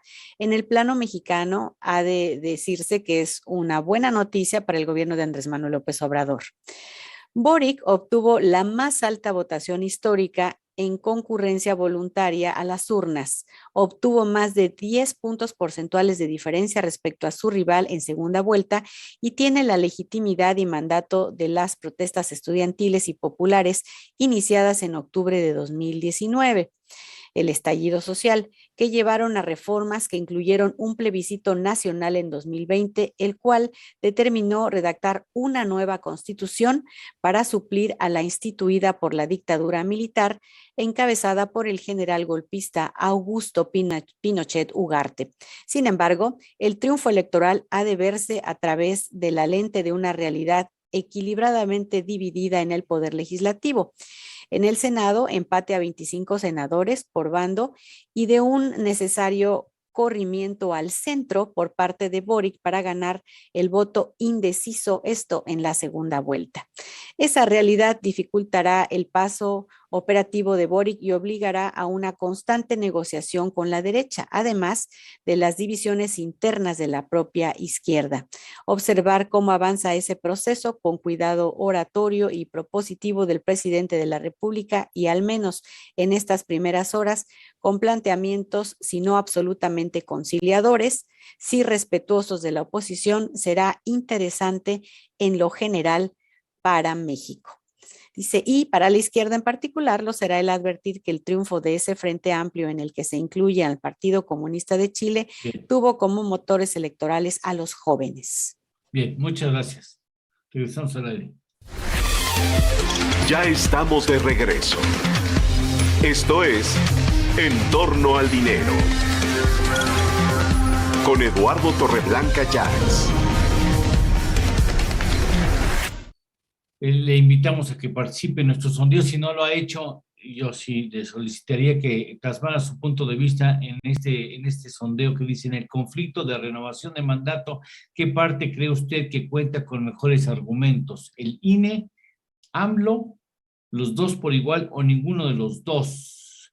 Y en estos momentos está nuevamente apretada, ¿no? El INE tiene el 67% de los votos, AMLO no tiene, los dos por igual no tiene, y ninguno de los dos el 33%. Estamos en Twitter, en torno al dinero, si usted tiene a bien ayudarnos a que el resultado sea más representativo. Y bueno, hablando de representatividad, ¿en qué broncas están metidos algunos estados y entre ellos específicamente el Estado de México? Porque tiene que incurrir en un fuerte endeudamiento por el asunto de la conectividad con Santa Lucía, el aeropuerto que tendría que ser inaugurado hacia finales del primer trimestre del año 2022. Jesús Delgado nos ha hablado constantemente de este asunto de las deudas de los estados, cómo van creciendo y en algunos casos afortunadamente decreciendo, porque eso complica el margen de maniobra de cualquier gobierno municipal o estatal. Jesús, buenos días.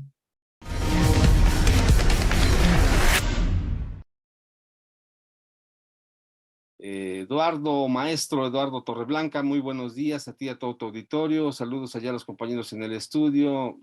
Anticipo un abrazo, que se la pasen bien el próximo 24, que todo salga bien en compañía de sus seres queridos. Igual a nuestro auditorio, decirles, por ejemplo, que la deuda subnacional disminuyó 7.2% en términos reales. Esto quiere decir que se redujeron alrededor de 8,900 millones de pesos durante el tercer trimestre de este año en relación con el cierre del año 2000 y se ubicó en 628,342 millones de pesos. Esto se debió a la disminución de los pasivos por parte de los estados de Guerrero, Chihuahua, Michoacán, Nuevo León y San Luis Potosí, dos de ellos, Chihuahua y Nuevo León, entre los más endeudados del país.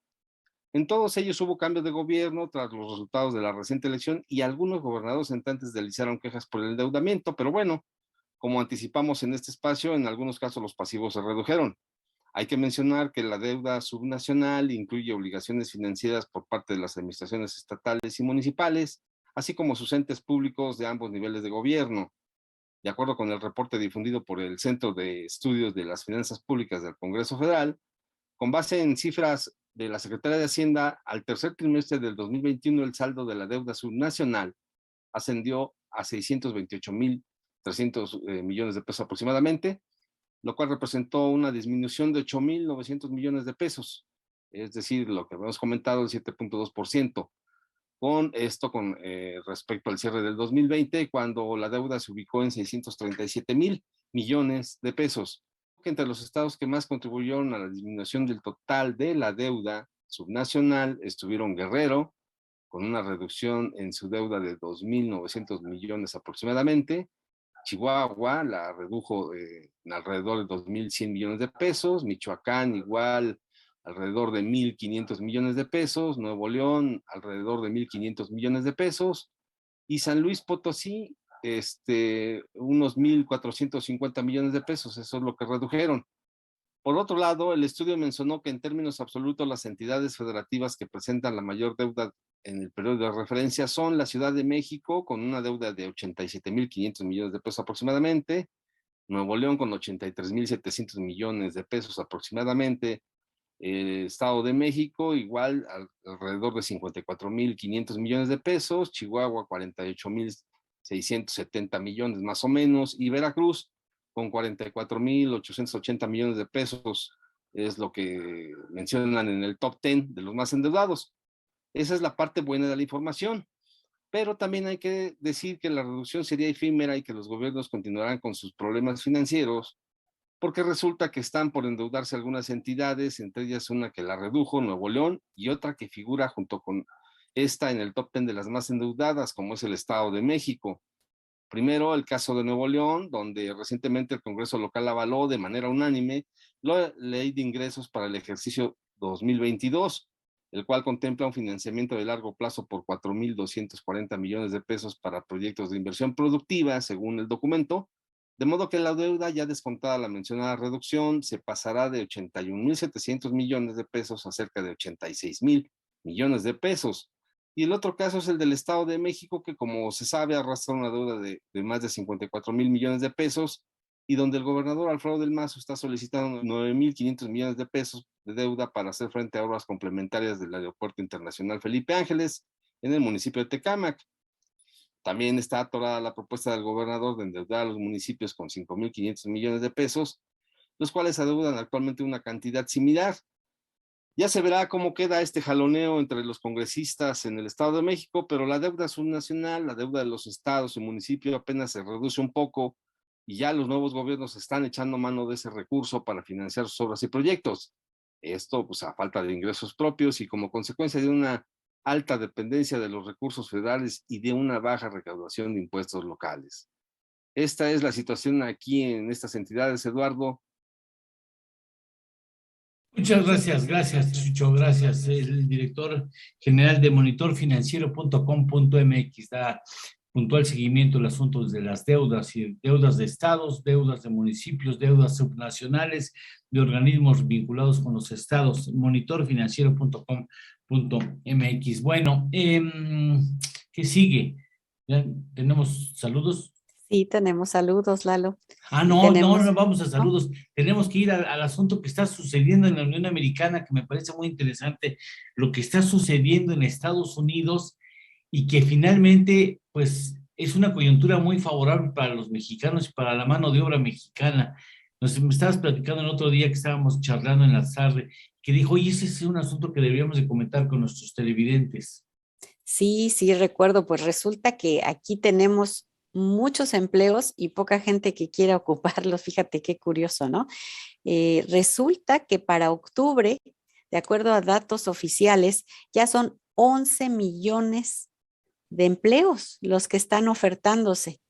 Hace 6 meses estábamos entre 9, 10 millones y se pensaba que ya para septiembre, cuando se acabara el estímulo económico, porque el 1 de septiembre esto se acabó de forma general, sí, lo que dio el gobierno por la cuestión del COVID, estuvo dando semana tras semana cheques de $300 a las familias que lo necesitaban. Y bueno, claro, mucha gente dijo, bueno, pues con eso tengo, ¿verdad? No me hace falta. Es más, había gente que incluso con esos $300 sacaba más de lo que sacaba trabajando. Entonces, pues la ayuda gubernamental fue muy bienvenida en muchos de los hogares de este país, al grado tal que se quedó como una suerte de inercia, y cuando se acaba eso, la gente dice, pues no, ya no quiero regresar a trabajar a donde estaba.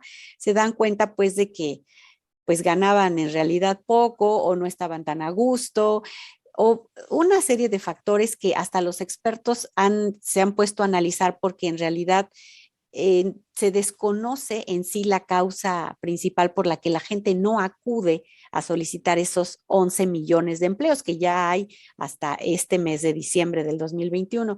Se piensa que la primera causa pues es la pandemia, porque la gente tiene miedo y no quiere regresar, y más ahora que tenemos esta variante de Omicron que ya ha estado incluso matando personas, pues bueno, se piensa que sigue cauta la gente y que no tiene muchas ganas de regresar a exponerse a este virus que ha sido tan letal. Pero hay quienes dicen, bueno, sí, pero de todas maneras la gente requiere de tener un ingreso, requiere de seguir trabajando. ¿Por qué no viene la gente? ¿No? Entonces es una pregunta que hasta los expertos se han estado haciendo, porque si bien hay en oferta esos 11 millones de empleos, no hay gente que quiera pues asumirlos, que quiera ir a solicitarlos, y sin embargo se dice que hay 9 millones de desempleados. Fíjate, casi una cifra igual que podría ocupar y bajar esa tasa de desempleo, y sin embargo no lo hacen.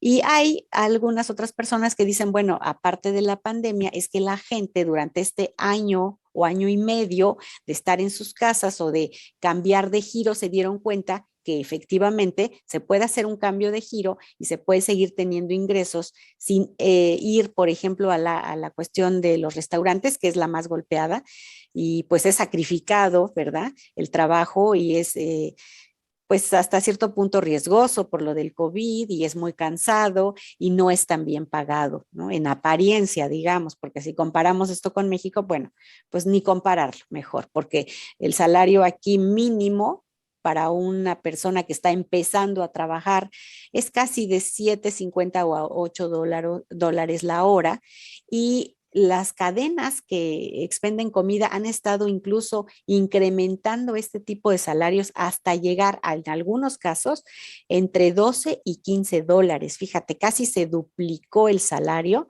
y sin embargo ni así va la gente, no acude a los trabajos.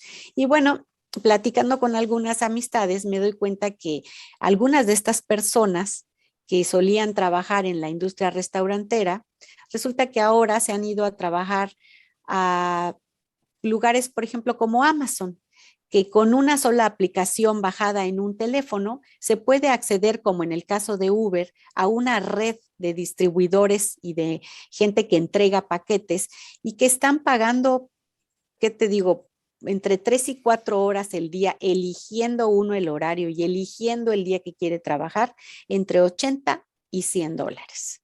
Entonces, bueno, ahí es una de las... $80 y $100 por 4 horas, digamos. $100 por 4 horas. Sí. Fíjate, son En 2,200 general. pesos por 4 horas. Si trabaja 20, vamos a suponer que trabaja 20 días, ¿no? Vamos a suponer 20 Sí. días, 44,000 pesos mexicanos. Claro, lo que tiene Pues que sí. pagar lo va a pagar en dólares, el desayuno lo va a pagar en dólares, la Claro, y lechita, los los impuestos huevitos, también. los impuestos, sí. Pero Sí. bueno, son 44,000 pesos por trabajar 4 horas. Sí, y además la gente puede poner su horario, es decir, en el caso de las mujeres que tienen hijos y que los pueden llevar a la escuela, dicen, bueno, en lo que ellos están en la escuela, yo voy, lo que necesito es un teléfono, tener la aplicación y un auto. Claro, la gente paga su gasolina Bueno, y usa su teléfono, digamos, pero imagínate ganar eso con un horario que tú puedes acomodar a tu conveniencia en un día que si tú no quieres trabajar, por ejemplo, dice el viernes no trabajo, pues no trabajas y vas de lunes a jueves y haces más horas. Hay gente que hace doble turno, es decir, no solo esas 3 o 4 horas, sino que va en la mañana y regresa en la tarde y pues, ¿verdad? Se enchaleca, como decimos nosotros, y si no está la 160 persona, dólares. allá tiene el hábito de dejar las cosas en la calle, ¿no? Sobre la banqueta, sobre Los paquetes, ¿te los refieres? paquetes, sí, cuando no está Sí, la persona que... ni siquiera tiene que entregarlos en las manos de la persona, cosa que le hace más seguro su empleo porque no tiene que tener un contacto ni físico ni personal con nadie y eso evita pues un contagio de COVID. En mi auto con mis paquetes yo uso un spray, por ejemplo, y se acabó, no tiene que ¿Tú ser trabajas contacto. de eso? No, digo, sí, ¿verdad? Pues casi, casi que me estoy yendo. Bueno, déjeme Ganas no me decirle faltan. que ganan más así que muchos profesionistas en México. Claro, sí. O sea, Y qué sin triste tener una decirlo. carrera ni nada, es decir, no necesitas más que El caso es que hoy ¿cuántas vacantes tienen para los estadounidenses que los estadounidenses no quieren recibir, no quieren trabajar? en general a nivel país 11 millones 11 millones de de puestos de trabajo vacantes. no se están ocupando porque No, consideran que el salario no es el correcto o tienen todavía un remanente del apoyo fiscal que les dio el gobierno para resistir la pandemia. Bueno, oye, está interesantísimo. Vamos a seguir más está adelante, pero bueno. tenemos que ir a una pausa porque ya estamos colgados 11 Y minutos. dijiste que Así es ibas que, a contar algo en la pausa, ¿eh? sí, bueno, No lo has entonces contado, lo de en los esta niños. pausa, lo de los Sí, niños, lo hacen una pausa, por supuesto. Doy esa anécdota, esa triste referencia sí. y continuamos con Enrique Cárdenas después de ella. Esto es En torno al dinero. Con Eduardo Torreblanca y Lidia Barrón Cortés. Hacemos una pequeña pausa y continuamos.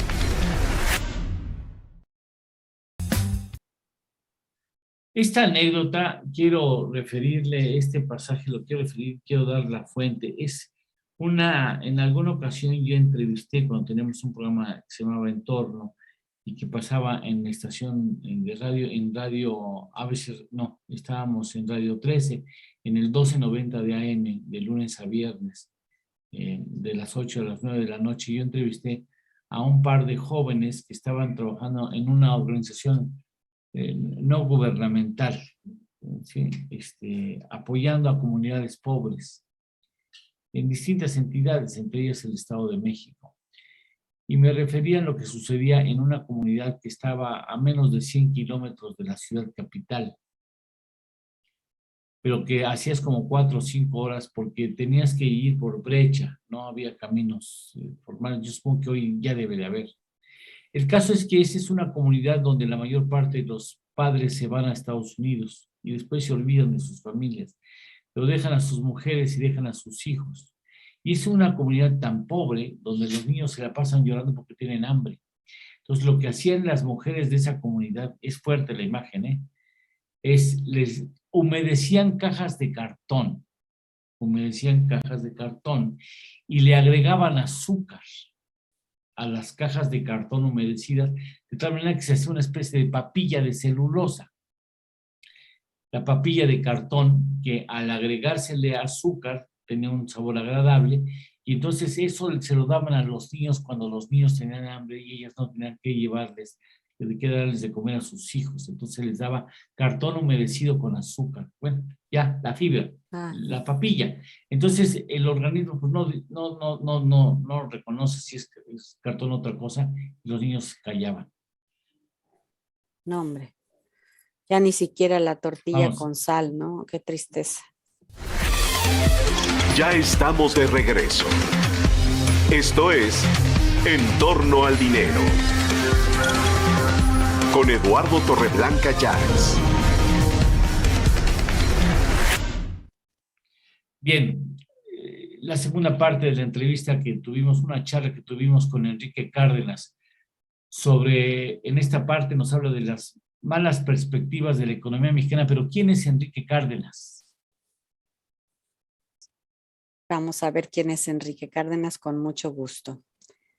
Enrique Cárdenas, economista del ITAM con maestría y doctorado en economía de la Universidad de Yale, recibió el Premio Nacional de Economía Banamex.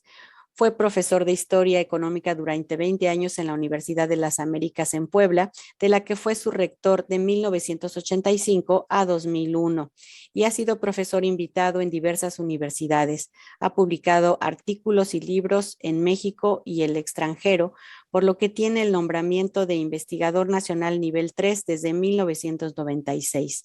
Como rector de la UDLA, impulsó las áreas de ciencias y humanidades, la investigación, el sistema de colegios residenciales y los programas de ayuda financiera estudiantil, entre otros.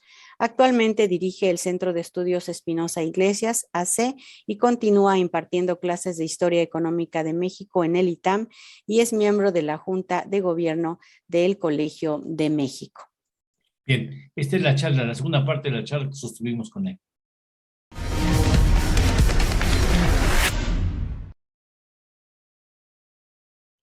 Yo no, de las cosas tampoco, bueno, a mí me asombra la gente que le crea de manera ciega y que no admite ninguna, la más leve crítica. Yo tampoco creo que terminemos en el 24 con menos pobreza y menos inequidad en la distribución del ingreso. Yo no veo ese progreso, digámoslo así. Mira, no, las perspectivas, como hemos platicado en tu programa, para el crecimiento en los próximos años, yo creo que son bastante pobres. Ya incluso haciendo cuentas, es difícil pensar que pudiéramos llegar al 2024, al terminar el sexenio, con un nivel de Producto Interno Bruto por persona que fuera igual, bueno, no superior, que no bajara, vamos, que fuera igual al del 2018. Eso ya significaría una pérdida de 6 años, por lo menos. Hijo. ¿No? Por lo menos. Y claro, no quiere decir que los anteriores hayan sido muy buenos, tampoco lo fueron. Bueno, pero no a ese nivel de 0 crecimiento per cápita. Entonces, sí, eso va a traer más pobreza, ya la está trayendo. También, pues, una separación entre ricos y pobres muy grande. Aunque, fíjate qué curioso, lo que se llama el coeficiente de Gini, ¿no? Esa Sí. medida de la distribución del ingreso, Sí. que ve que entre más pequeño sea, quiere decir que es más igualitaria la distribución, es decir, Sí. que a cada quien le toca más o menos lo mismo. El Gini en este coeficiente mejoró ligeramente ahora en el 2020 con relación al 2018, pero por las razones equivocadas, Eduardo. Y es porque bajó mucho el ingreso de la población con mayores ingresos, el 20-30% más de mayores ingresos, bajó mucho más que lo que bajó el ingreso de los más pobres, de los primeros 3 o 4, es decir, de la mitad de la población. Entonces, aparentemente mejoró la distribución, porque los más ricos perdieron más de lo que perdieron los Accidentalmente. pobres. Digo, pero no es la razón correcta. No como consecuencia de una política pública intencional y que la Digamos, buscara. Pues mira, es que lo grave, o sea, se mejoró porque están más pobres todos. Y unos más pobres que otros, ¿no? Sí, Entonces, qué barbaridad. entonces, en lugar de que mejore, porque la gente más pobre tiene mejores ingresos y se acercan porque suben y se acercan a las personas que tienen ingresos mayores, aquí se acercaron, pero porque los de arriba cayeron mucho, los de abajo cayeron, pero no tanto. Entonces, imagínate qué situación, ¿no? Así es que sí, tienes razón. No esperamos buenas noticias en ese sentido, tampoco en el futuro. Sí, es terrible, es muy triste y no nos damos cuenta. Está sucediendo en el país, qué triste, porque se va a percatar el presidente de que los resultados lamentablemente no eran, y tenía un muy buen diagnóstico. A mí me parece que desde hace 18 años el diagnóstico era el correcto, hay que atender la pobreza en el país, porque si no esto no va a tener viabilidad, pero no se arregla nada dando dinero si no se Pues cambian mira, las condiciones para... exacto, sí, sí, yo creo que el diagnóstico no estaba mal en general y ciertamente, como te digo, desde los 90 ya se veía la necesidad y ya había algunos políticos que veían esa necesidad de ir hacia la gente más necesitada, de mejorar la distribución, que hubiera servicios públicos de calidad, etcétera, educación, salud, y lamentablemente, pues eso no cambió. Y sin embargo, Eduardo, y esto me parece que es interesante quizás para nuestro público, sin embargo, con la entrada del Tratado de Libre Comercio, o sea, en esos años, sí, viene una revolución en lo que sería el sector privado, por lo menos de una parte de la población, no del todo, pero una buena parte, el centro del país hacia el norte por lo menos, que se va a transformar en los siguientes 20, 30 años y muchos se ponen las pilas y muchas empresas que se asocian con empresas internacionales, otras nacionales, y México pasa de ser un país cerrado a un país abierto con un sector externo muy grande, con una liga muy fuerte con Estados Unidos, digamos, una modernización. Y uno lo puede ver en las cuentas fiscales de una manera verdaderamente demoledora. Fíjate, a fines de los 70 y en los 80, cuando México estuvo dependiendo tanto del petróleo, en aquel boom petrolero, las exportaciones mexicanas en un 75% eran petróleo. Sí, 75%. Sí. Y casi el 40% de los ingresos del gobierno eran del petróleo. Sí. ¿No? Bueno, entonces tenías una enorme dependencia del petróleo en la economía, en las exportaciones y sí, también en las finanzas públicas. El día de hoy, hasta los últimos 5 años, las exportaciones petroleras no llegan ni al 8%. Ni el 8%. O sea, bajaron del 75% al 8%. Y por el otro lado, hasta que le metieron impuesto a las gasolinas en el sexenio de Peña Nieto, pero digamos hasta hace muy poco, la dependencia del gobierno de los ingresos petroleros eran iguales, es decir, seguían dependiendo fundamentalmente del petróleo. Es decir, todavía en el año 2012, 2014, hace pocos años, el petróleo contribuía con cerca del 40%, 35-40% de los ingresos. Seguiremos con esta charla con Enrique Cárdenas, importante punto de vista que nos da. Ayer nos dijo que cosas muy fuertes, de que el presidente en realidad, la motivación fundamental del presidente es concentrar el mayor poder posible. Pero bueno, es Enrique Cárdenas, es una voz muy connotada, y después de la pausa tendremos a otra voz muy connotada como es la de Pablo Álvarez y Casas. Así es que no sé si tengamos algún pendiente en la pausa comercial, pero quizá remataría la anécdota que le acabo de mencionar, que es, bueno, no, el referente de lo que sucedía, y espero que no siga sucediendo, en el Estado de México con los niños pobres. Y regresamos con Pablo, platicamos un rato con él y seguimos con el programa. Esto es En torno al dinero, con Eduardo Torreblanca y Lidia Barrón Cortés. Hacemos una pequeña pausa y continuamos. Qué terrible lo que me platicaron esos jóvenes de cómo sacian el apetito, el hambre, no apetito, el hambre de los niños, o saciaban el hambre de los niños mexicanos que no tenían que llevar a la boca, entonces le daban cartón humedecido al grado de desintegrarlo, más azúcar, imagínate. Claro, Nada más de escucharlo da pena. El estómago recibe algo dulce, ¿no? Y entonces pues el organismo no discierne si es alimento o es cartón y se lo tragan, pues, ¿no? Y se lo tragan y así dejan de llorar porque las madres ya no saben cómo callar a los niños con el hambre que traen. Imagínate nada más, duele de saberlo. A menos de 100 kilómetros de la ciudad capital, en el Estado de México. Estamos hablando de Oaxaca, no estamos hablando de Chiapas, estamos hablando de Guerrero, que son los estados más pobres.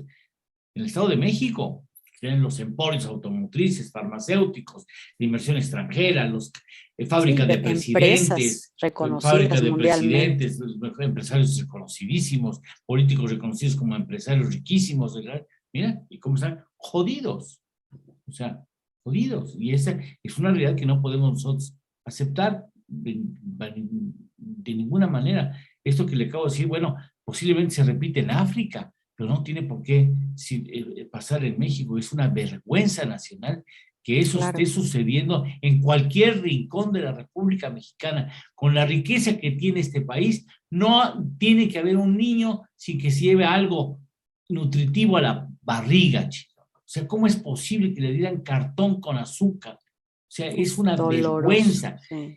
En ese entonces estaba Montiel. ¿Con qué cara das un informe al estado en donde naciste? Claro. Regresamos. Ya estamos de regreso. Esto es En torno al dinero. Con Eduardo Torreblanca Llanes.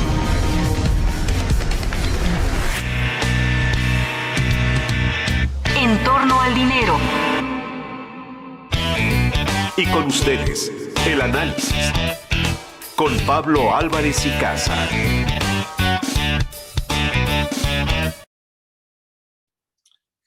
Pablo, bienvenido a tus órdenes. Pues mira, lo que yo creo que tendremos que hablar primero es que México creció este año 5%. Tú dirías, no está mal, pero en realidad fue un efecto rebote porque el año pasado caímos 8.2. O sea, no alcanzamos a recuperar lo que perdimos el año pasado. Primer punto. Segundo punto, ¿de dónde vino el crecimiento? Vino fundamentalmente en las exportaciones a Estados Unidos, porque Estados Unidos tuvo un crecimiento impresionante. La economía de Estados Unidos va a crecer este año 7%. Es el mejor crecimiento desde 1983. Y aquí pasó lo contrario. Ellos cayeron 3.4 el año pasado y ahora crecieron y remontaron todo lo que perdieron y más de lo que perdieron el año pasado. ¿Cuál fue la diferencia? En Estados Unidos llega un nuevo presidente, Biden. El nuevo presidente primero aplica una medida de contención contra la pandemia muy agresiva. Hay un confinamiento muy fuerte, un programa de vacunación. De hecho, el PIB de Estados Unidos en el primer trimestre cae fuertemente en buena medida por estas medidas de nuevo encierro, pero después viene todo un proceso de aceleración económica impresionante, ¿no? Y logran crecer 7% todo el año. Bueno, en México, ¿qué hicimos? En México iniciamos un programa de vacunación muy lento, muy lento. Tuvimos una segunda ola muy violenta. Los peores datos de COVID en México se dieron en enero de este año y febrero de este año. La recuperación fue muy pobre.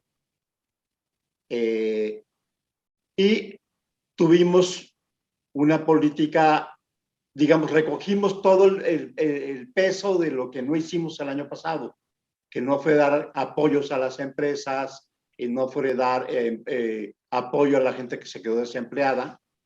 Y esto provocó que la recuperación fuera muy pobre este año.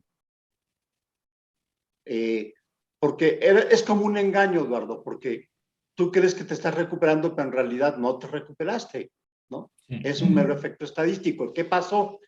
Que la reactivación económica en México se frenó en el segundo semestre.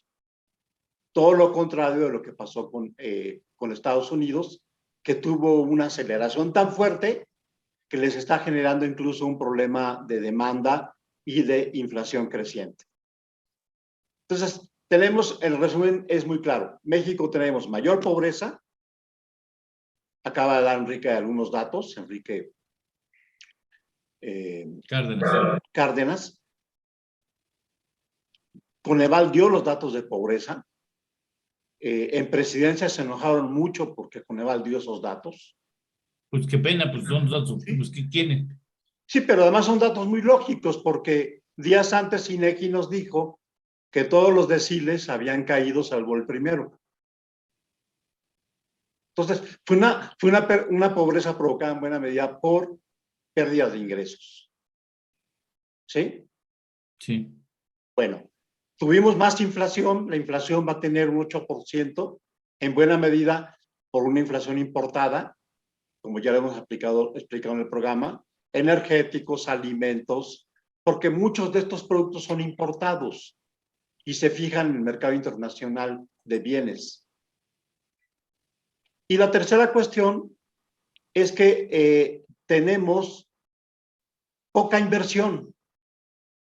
Y si tienes poca inversión, entonces las posibilidades de que tengas mejor crecimiento futuro también se te frenan.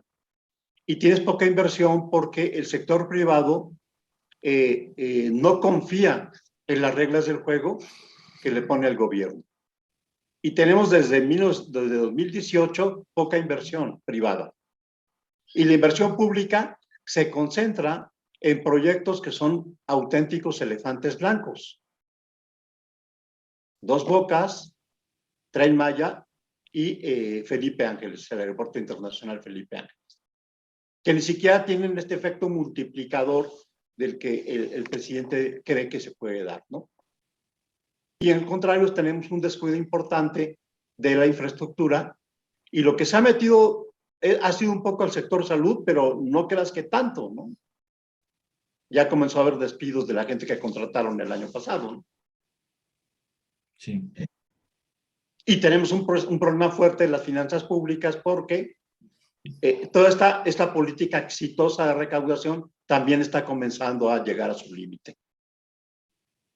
Sí, porque además en muchos son bombazos de una sola vez, ¿no? Por ejemplo, que Televisa va a pagar, por ejemplo, ¿no? Sí. Televisa paga impuestos atrasados que le revisan y tienen que pagar 40 y tantos mil millones.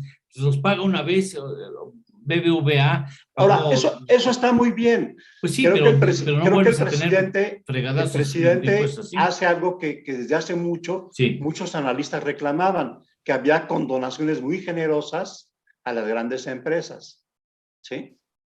Con créditos fiscales y con hacerse la vista gorda y permitir la evasión. Eso está muy bien, ¿no? Pero el tema es que se necesita una reforma fiscal y no se hace porque eso tiene un costo político muy alto. Bien. Bueno, ¿vas a salir de vacaciones? Sí, me voy a Veracruz. Bueno, pues ahí nos echamos una llamadita, ¿no? Sí, ahí nos conectamos y vemos cómo lo hacemos, ¿no? Todo depende de cómo esté la conexión de internet, ¿no? Bien. Pablo, te mando un abrazo muy fuerte. Yo seguiría platicando contigo, pero tengo un programa un poco atrasado de minutos, entonces mea culpa, y entonces pues tengo que agradecerte. No, el agradecido soy yo y bueno, no perder la esperanza, ¿no? Yo creo que en México hemos tenido tiempos malos y nos hemos sabido reponer, ¿no? Te mando un abrazo muy fuerte. Muchas gracias. Gracias a ti, gracias al auditorio. Gracias. Vamos a una pausa. En la pausa vamos a dar lectura a lo que dice Sergio Sarmiento en el caso de las elecciones en Chile. Esto es En torno al dinero. Con Eduardo Torreblanca y Lidia Barrón Cortés.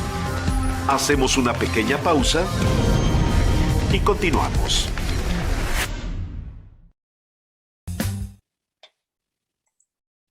Bien, a ver, tenemos a Leti. Leti tiene la información de Sergio Sarmiento, ¿no?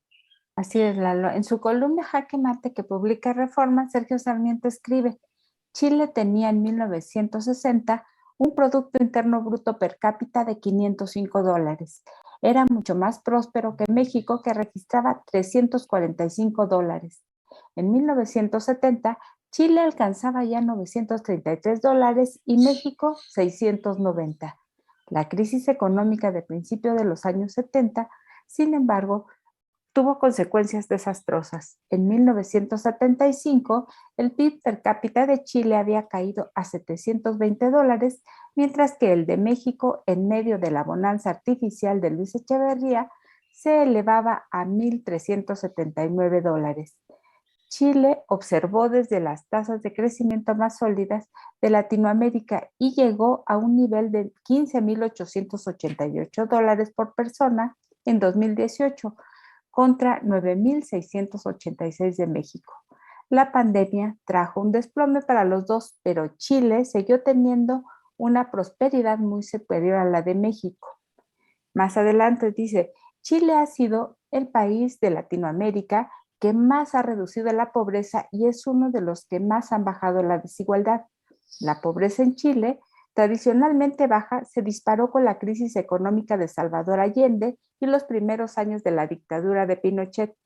En 1990, la pobreza por ingresos en Chile afectaba al 67% de la población. La cifra cayó a 8.6% en 2017, aunque subió a 10.8% en 2020 por la pandemia. Regresamos al aire. Perdón, estoy bien. Ya estamos de regreso. Esto es En torno al dinero. Con Eduardo Torreblanca Llanes. Recientemente se hizo un estudio sobre desigualdad y pobreza y la percepción de los mexicanos sobre esas calamidades, distribución del ingreso. Una de las investigadoras, que es un estudio financiado por Europa, fue Alice Crosser. ¿Quién es Alice Crosser? Doctora en Estudios de Desarrollo de la Universidad de Cambridge. Actualmente realiza una estancia postdoctoral en el Seminario de Desigualdad Socioeconómica CEDES del Colegio de México. Sus intereses de investigación incluyen el estudio de las élites y el privilegio, discriminación y racismo, y las percepciones de la desigualdad. Ha realizado investigación sobre la medición de desigualdad económica, los salarios mínimos, los altos ingresos y sobre desigualdad comparativa en países emergentes. Es doctora en Estudios de Desarrollo por la Universidad de Cambridge y cuenta con maestrías en Desarrollo Internacional y en Administración Internacional por la London School of Economics y la Copenhagen Business School, así como licenciatura en Economía Internacional por esa última. Ha sido investigadora visitante en la Universidad de Stanford, la Pontificia Universidad Católica de Chile y en la CEPAL. Y estas son las respuestas a en nuestra charla que sostuvimos la semana pasada.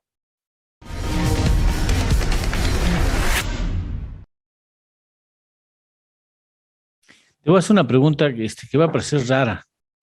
¿Y para qué sirven los resultados? Del estudio. Sí. Precisamente para hacer no, es una buenísima pregunta, para hacer un mejor análisis de la situación, ¿no? O sea, es una especie de diagnóstico que a lo mejor nos puede ayudar a explicar por qué en México ha habido mucha desigualdad desde hace mucho tiempo, sí, y a veces empeora, a veces mejora tantitito, pero ahí sigue habiendo mucha desigualdad, ¿no? Y nos preguntamos un poco cómo puede ser que haya una persistencia tan fuerte en la desigualdad a lo largo de mucho tiempo, de muchas situaciones muy diversas, de cambios externos, internos, etcétera, y aún así persiste la desigualdad, ¿no? Entonces tiene que ver algo, y ahí hay una particularidad del caso o del contexto mexicano, con una idea o un aceptar que existe una alta desigualdad y al mismo tiempo no estar muy a favor de las posibles medidas que se podrían tomar en contra. Y antes de entrar en eso, me gustaría enfatizar que también hay una otra percepción relacionada a esa percepción de la desigualdad, que es la de la movilidad social, que afecta en cómo pensamos reaccionar ante la desigualdad. Entonces, por ejemplo, si yo pienso que la desigualdad es alta, pero hay mucha movilidad social, es decir, es muy fácil salir de la pobreza y entrar a la riqueza y al revés, pues a lo mejor no me importa tanto que haya mucha desigualdad porque digo, bueno, pues cada quien puede mejorar su destino personalmente, ¿no? Y precisamente eso vimos en el estudio. Las personas piensan que hay mucha más movilidad social de la que realmente existe en el país y a lo mejor por ese aspecto, por esa malpercepción, podríamos decir, o falta de información adecuada, las personas no demandan un cambio tan fuerte en la desigualdad. Fíjate que de las cosas que, y perdón que hable de mi asunto personal, de las cosas que más me gustan del periodismo es que te da contacto con todos, o sea, con los ricotototois y con los pobres, ¿no? Entonces tú tienes siempre un contacto con distintas realidades y las de los pobres es insostenible moralmente, o sea, no es posible que alguien conozca la pobreza y se quede como si nada, o sea, no es posible que uno se quede tranquilo cuando ve ese nivel de pobreza en un país tan rico como es México. Y qué feo que vivamos en un país donde si naciste rico es muy difícil que llegues a ser clase mediera o pobre, y si naciste pobre es prácticamente es una sentencia, morirás pobre. Sí, eso suena muy pesimista y la verdad así es.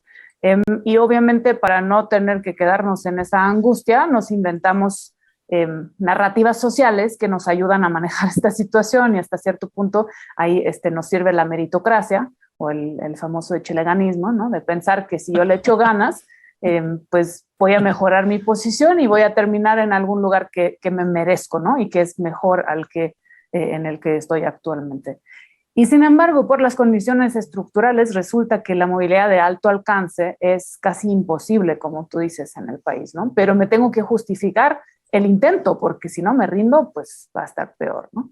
Entonces hay una especie de motivacionalidad ahí en ese discurso que nos ayuda o nos engaña con la realidad y nos hace hacerla pues vivible. Sí.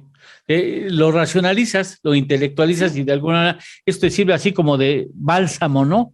De que pues ahí la voy llevando, ¿no? Pero bueno, tú decías, y ya te hice una pregunta y eso, ¿para qué sirve el estudio? ¿Para qué nos sirve? Y tú dices, bueno, me queda claro para qué nos sirve. Si existe voluntad del gobierno, ¿no? Para hacer algo con los resultados, porque si ni los abre, ni le interesan o ni tiene voluntad para corregir lo que se pueda corregir o mejorar lo que se pueda mejorar, híjole, qué tristeza de que tanto talento y tanto estudio no pueda servir para específicamente mejorar las políticas públicas o aplicarlas. Pues obviamente esperamos de que todas las personas en el sector que puedan decidir esas cosas lean el estudio y apliquen tal cual lo que proponemos, ¿no? Eso sería para nosotros pues el mundo ideal. Sin embargo, realísticamente, pues a lo mejor no va a ser tan fácil, ¿no? Porque no somos ni los primeros que dicen que la desigualdad es un problema, ni tampoco somos los primeros que sugieren una solución al problema.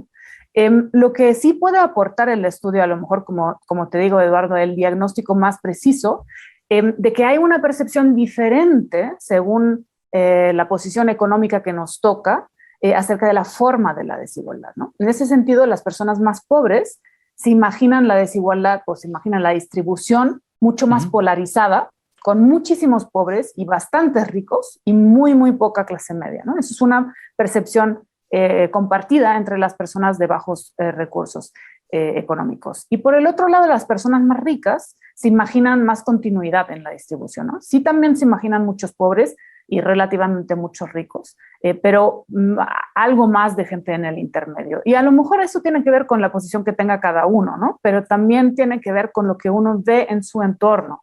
Entonces, en una sociedad tan desigual como México, existe mucha segregación, es decir, nosotros cada quien vivimos en un contexto que se parece al nuestro. Si vivimos en una condición de pobreza, lo más probable es que nuestros vecinos también vivan en condiciones parecidas y pues al contrario, si vivimos en mucha riqueza, pues también nuestros contactos sociales van a conocer esta situación más o menos del nivel, ¿no? Entonces, suponemos que así como es nuestra situación, también es la situación del resto del mundo. Entonces, si todos perciben que hay muchos ricos y bastantes más pobres todavía, pero muchos ricos, lo cual no es verdad, hay relativamente pocos ricos, pero si imaginamos que hay muchos, podríamos pensar que una solución pues a la pobreza o a la desigualdad en el país podría ser gravarlos un poquito más a estos muchos y con eso recaudamos suficiente dinero para pagar todas las políticas que queremos, políticas sociales, de servicios públicos, etcétera, ¿no? Sin embargo, si ese grupo es tanto más pequeño de lo que nos imaginamos, incluso una reforma fiscal, por ejemplo, que gravaría más a este sector particular, no sería suficiente, ¿no? O sea, necesitaríamos más reformas. Entonces, en ese sentido, saber cómo se imaginan las personas la desigualdad y, por lo tanto, qué demandan en términos de políticas públicas, nos puede ayudar a dar una idea de por qué pues, no se ha hecho lo correcto, podríamos decir. Bien, esa es la segunda parte. Vamos, tenemos a Gaby Zulé. Gaby, estoy atrasado y esa es mi culpa. Ofrezco disculpas. ¿Cómo estás, Gaby? ¿De qué nos hablas hoy? Buena culpa, muy buenos días a todos. Pues, hoy les voy a hablar acerca de algunas series que pueden encontrar en Netflix muy buenas que están relacionadas a la discapacidad. Si usted no va a salir de vacaciones, no se preocupe, póngase a ver estas series que le van a ayudar muchísimo para entender más la situación. La primera es Atypical, donde Jennifer Jason Leigh y Michael Rapaport protagonizan esta comedia dramática. Atypical es una serie de televisión que muestra el funcionamiento del cerebro humano y cómo influye de manera tan directa en nuestras vidas.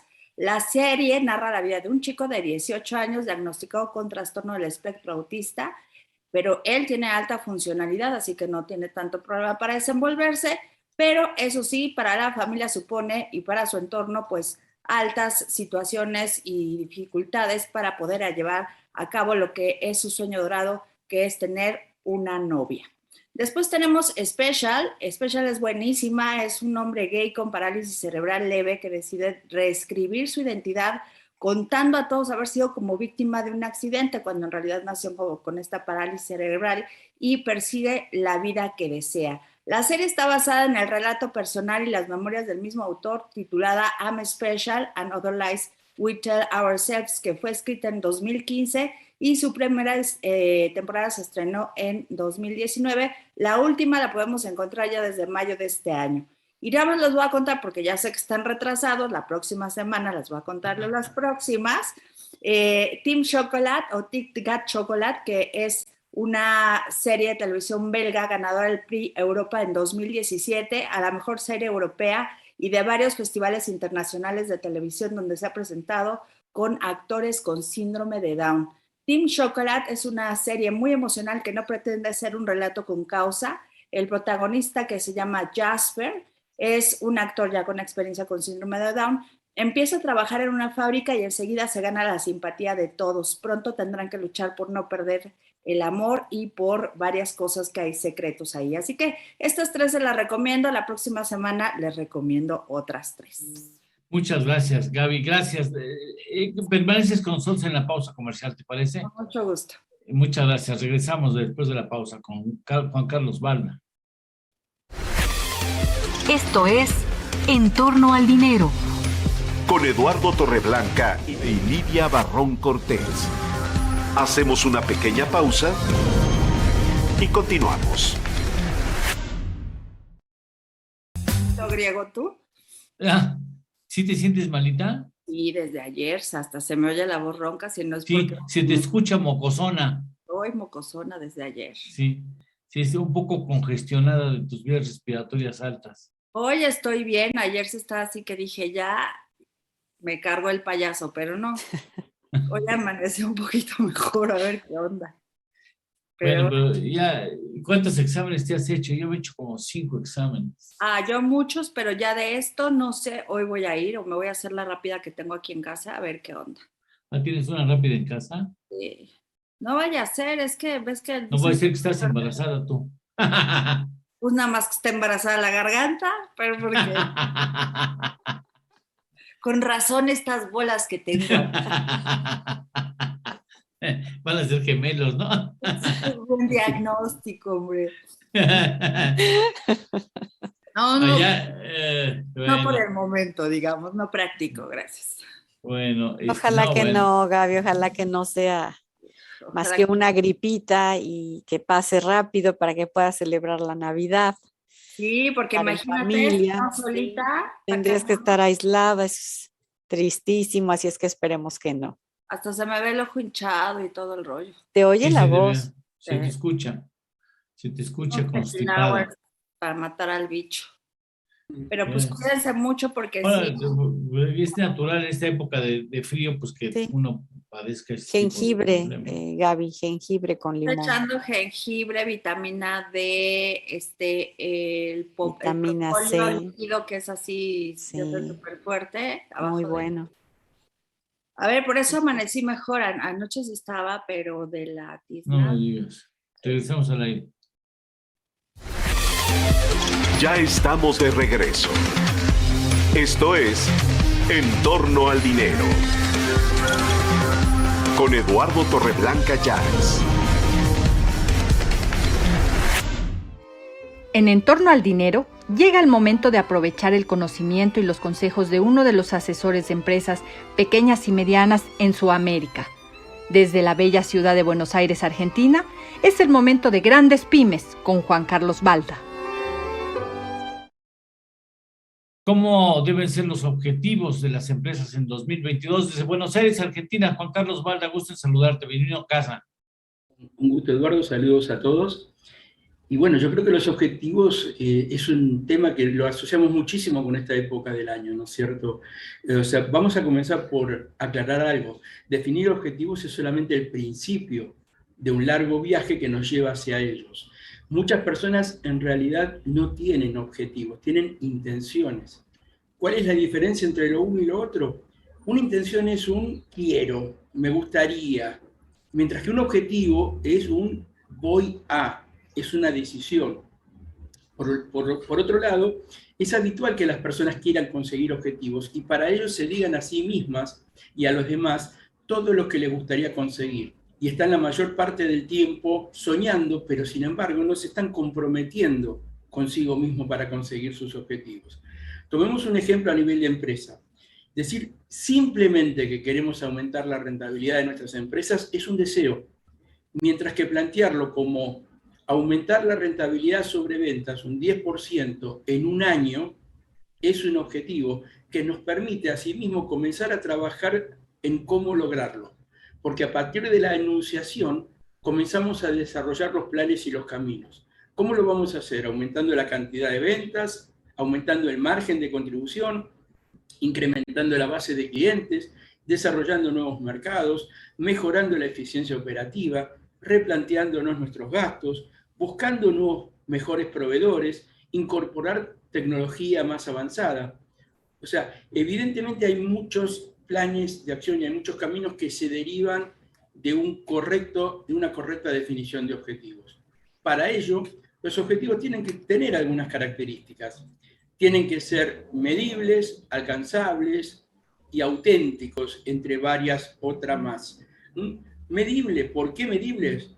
Porque tenemos que poder medir el grado de avance o su cumplimiento de una forma u otra. Los objetivos más tangibles se pueden medir fácil. Por ejemplo, comprar una vivienda, perder tantos kilos de pesos, conseguir 5 clientes nuevos, son objetivos fácilmente medibles. Sin embargo, mejorar la relación con mi cliente, mejorar mi liderazgo, son objetivos menos fáciles de medir, pero que también podemos medir en forma del nivel de satisfacción que hemos alcanzado. Por lo tanto, definir nuestro objetivo implica preguntarnos, por ejemplo, ¿cómo lo podremos medir? ¿Cómo sabremos que estamos avanzando hacia nuestros objetivos? Además, nuestros objetivos tienen que ser alcanzables. Muchas veces nos ponemos objetivos demasiado ambiciosos, demasiado grandes, y nos desmotivamos al ver que no vamos avanzando. Y eso nos desmotiva y nos desmoraliza. Por lo tanto, debería preguntarme en qué medida me siento capaz de conseguir mi objetivo, mirándolo con cierta objetividad, en qué grado seré capaz de lograrlo. Y además, el objetivo tiene que ser auténtico, es decir, debe partir de nuestro interior. Si no, nos va a costar mucho identificarnos y alinearnos con el objetivo. La pregunta en este caso es si realmente queremos alcanzar ese objetivo. Y por último, los objetivos tienen que estar orientados a la acción. Los objetivos se consiguen a través de los hechos. Por este motivo, al definir un objetivo, debemos también ser capaces de definir las acciones que tendremos que llevar a cabo para poder alcanzarlo y en qué momento lo tendremos que hacer. Por ello, entonces, lo más importante es el hecho de pensar en lo que queremos, ponerlo sobre el papel, ya que al hacerlo ya estamos acercándonos a nuestra visión. Y tenemos la sensación de que todo está más bajo control, algo fundamental para fomentar nuestra propia autoeficacia, estimados amigos. Bueno, oye, Che, ¿dónde te pueden consultar? Me pueden buscar por las redes sociales en Grandes Pymes o si no en jcbalda@grandespymes.com.ar. Bien, ¿y cómo están las cosas allí en Argentina? Las cosas están relativamente tranquilas con la incertidumbre del año nuevo, con muchas negociaciones con el Fondo Monetario, con la aprobación del presupuesto nacional, pero bueno, desde el punto de vista del COVID, con un aumento en los índices de infecciones, nada demasiado preocupante todavía, pero hay que tenerle un ojo puesto a las pequeñas variaciones, porque cuando nos queremos dar cuenta es demasiado tarde. Bien, a ver si nos puedes poner, Ernesto, en pantalla de 4, te lo agradecería para incorporar gracias, a Gaby. Bueno, y ¿no están nerviosos porque ahora tienen presidente vecino de izquierda también? Bueno, siempre hay una parte de la población que está nerviosa y otra que está feliz, ¿no? En un caso como ese. Si dan resultados, pero la izquierda no ha dado buenos resultados en Argentina, ¿eh? No, en Argentina, por lo menos en lo personal, yo opino que no. Pero bueno, también uno tiene que tener la amplitud de que hay gente que piensa distinto. Desde ese punto de vista, veremos cómo van siendo las políticas de gobierno que tengan los vecinos y en qué medida nos afectan a nosotros también. Y hago una pregunta, Gaby. ¿Cuáles son los regímenes que mejor tratan el asunto de discapacidades en sus poblaciones, los europeos seguramente? Mira, filosóficamente lo hacen los socialistas, pero en la práctica no es así. Seguimos teniendo en todo el mundo que todas las empresas, la iniciativa privada se hace más cargo de hacer todo lo que son programas para incluir a personas con discapacidad que las mismas políticas públicas. Oye, y pues qué lástima, digo, deberían ser los gobiernos sociales de izquierda, digamos.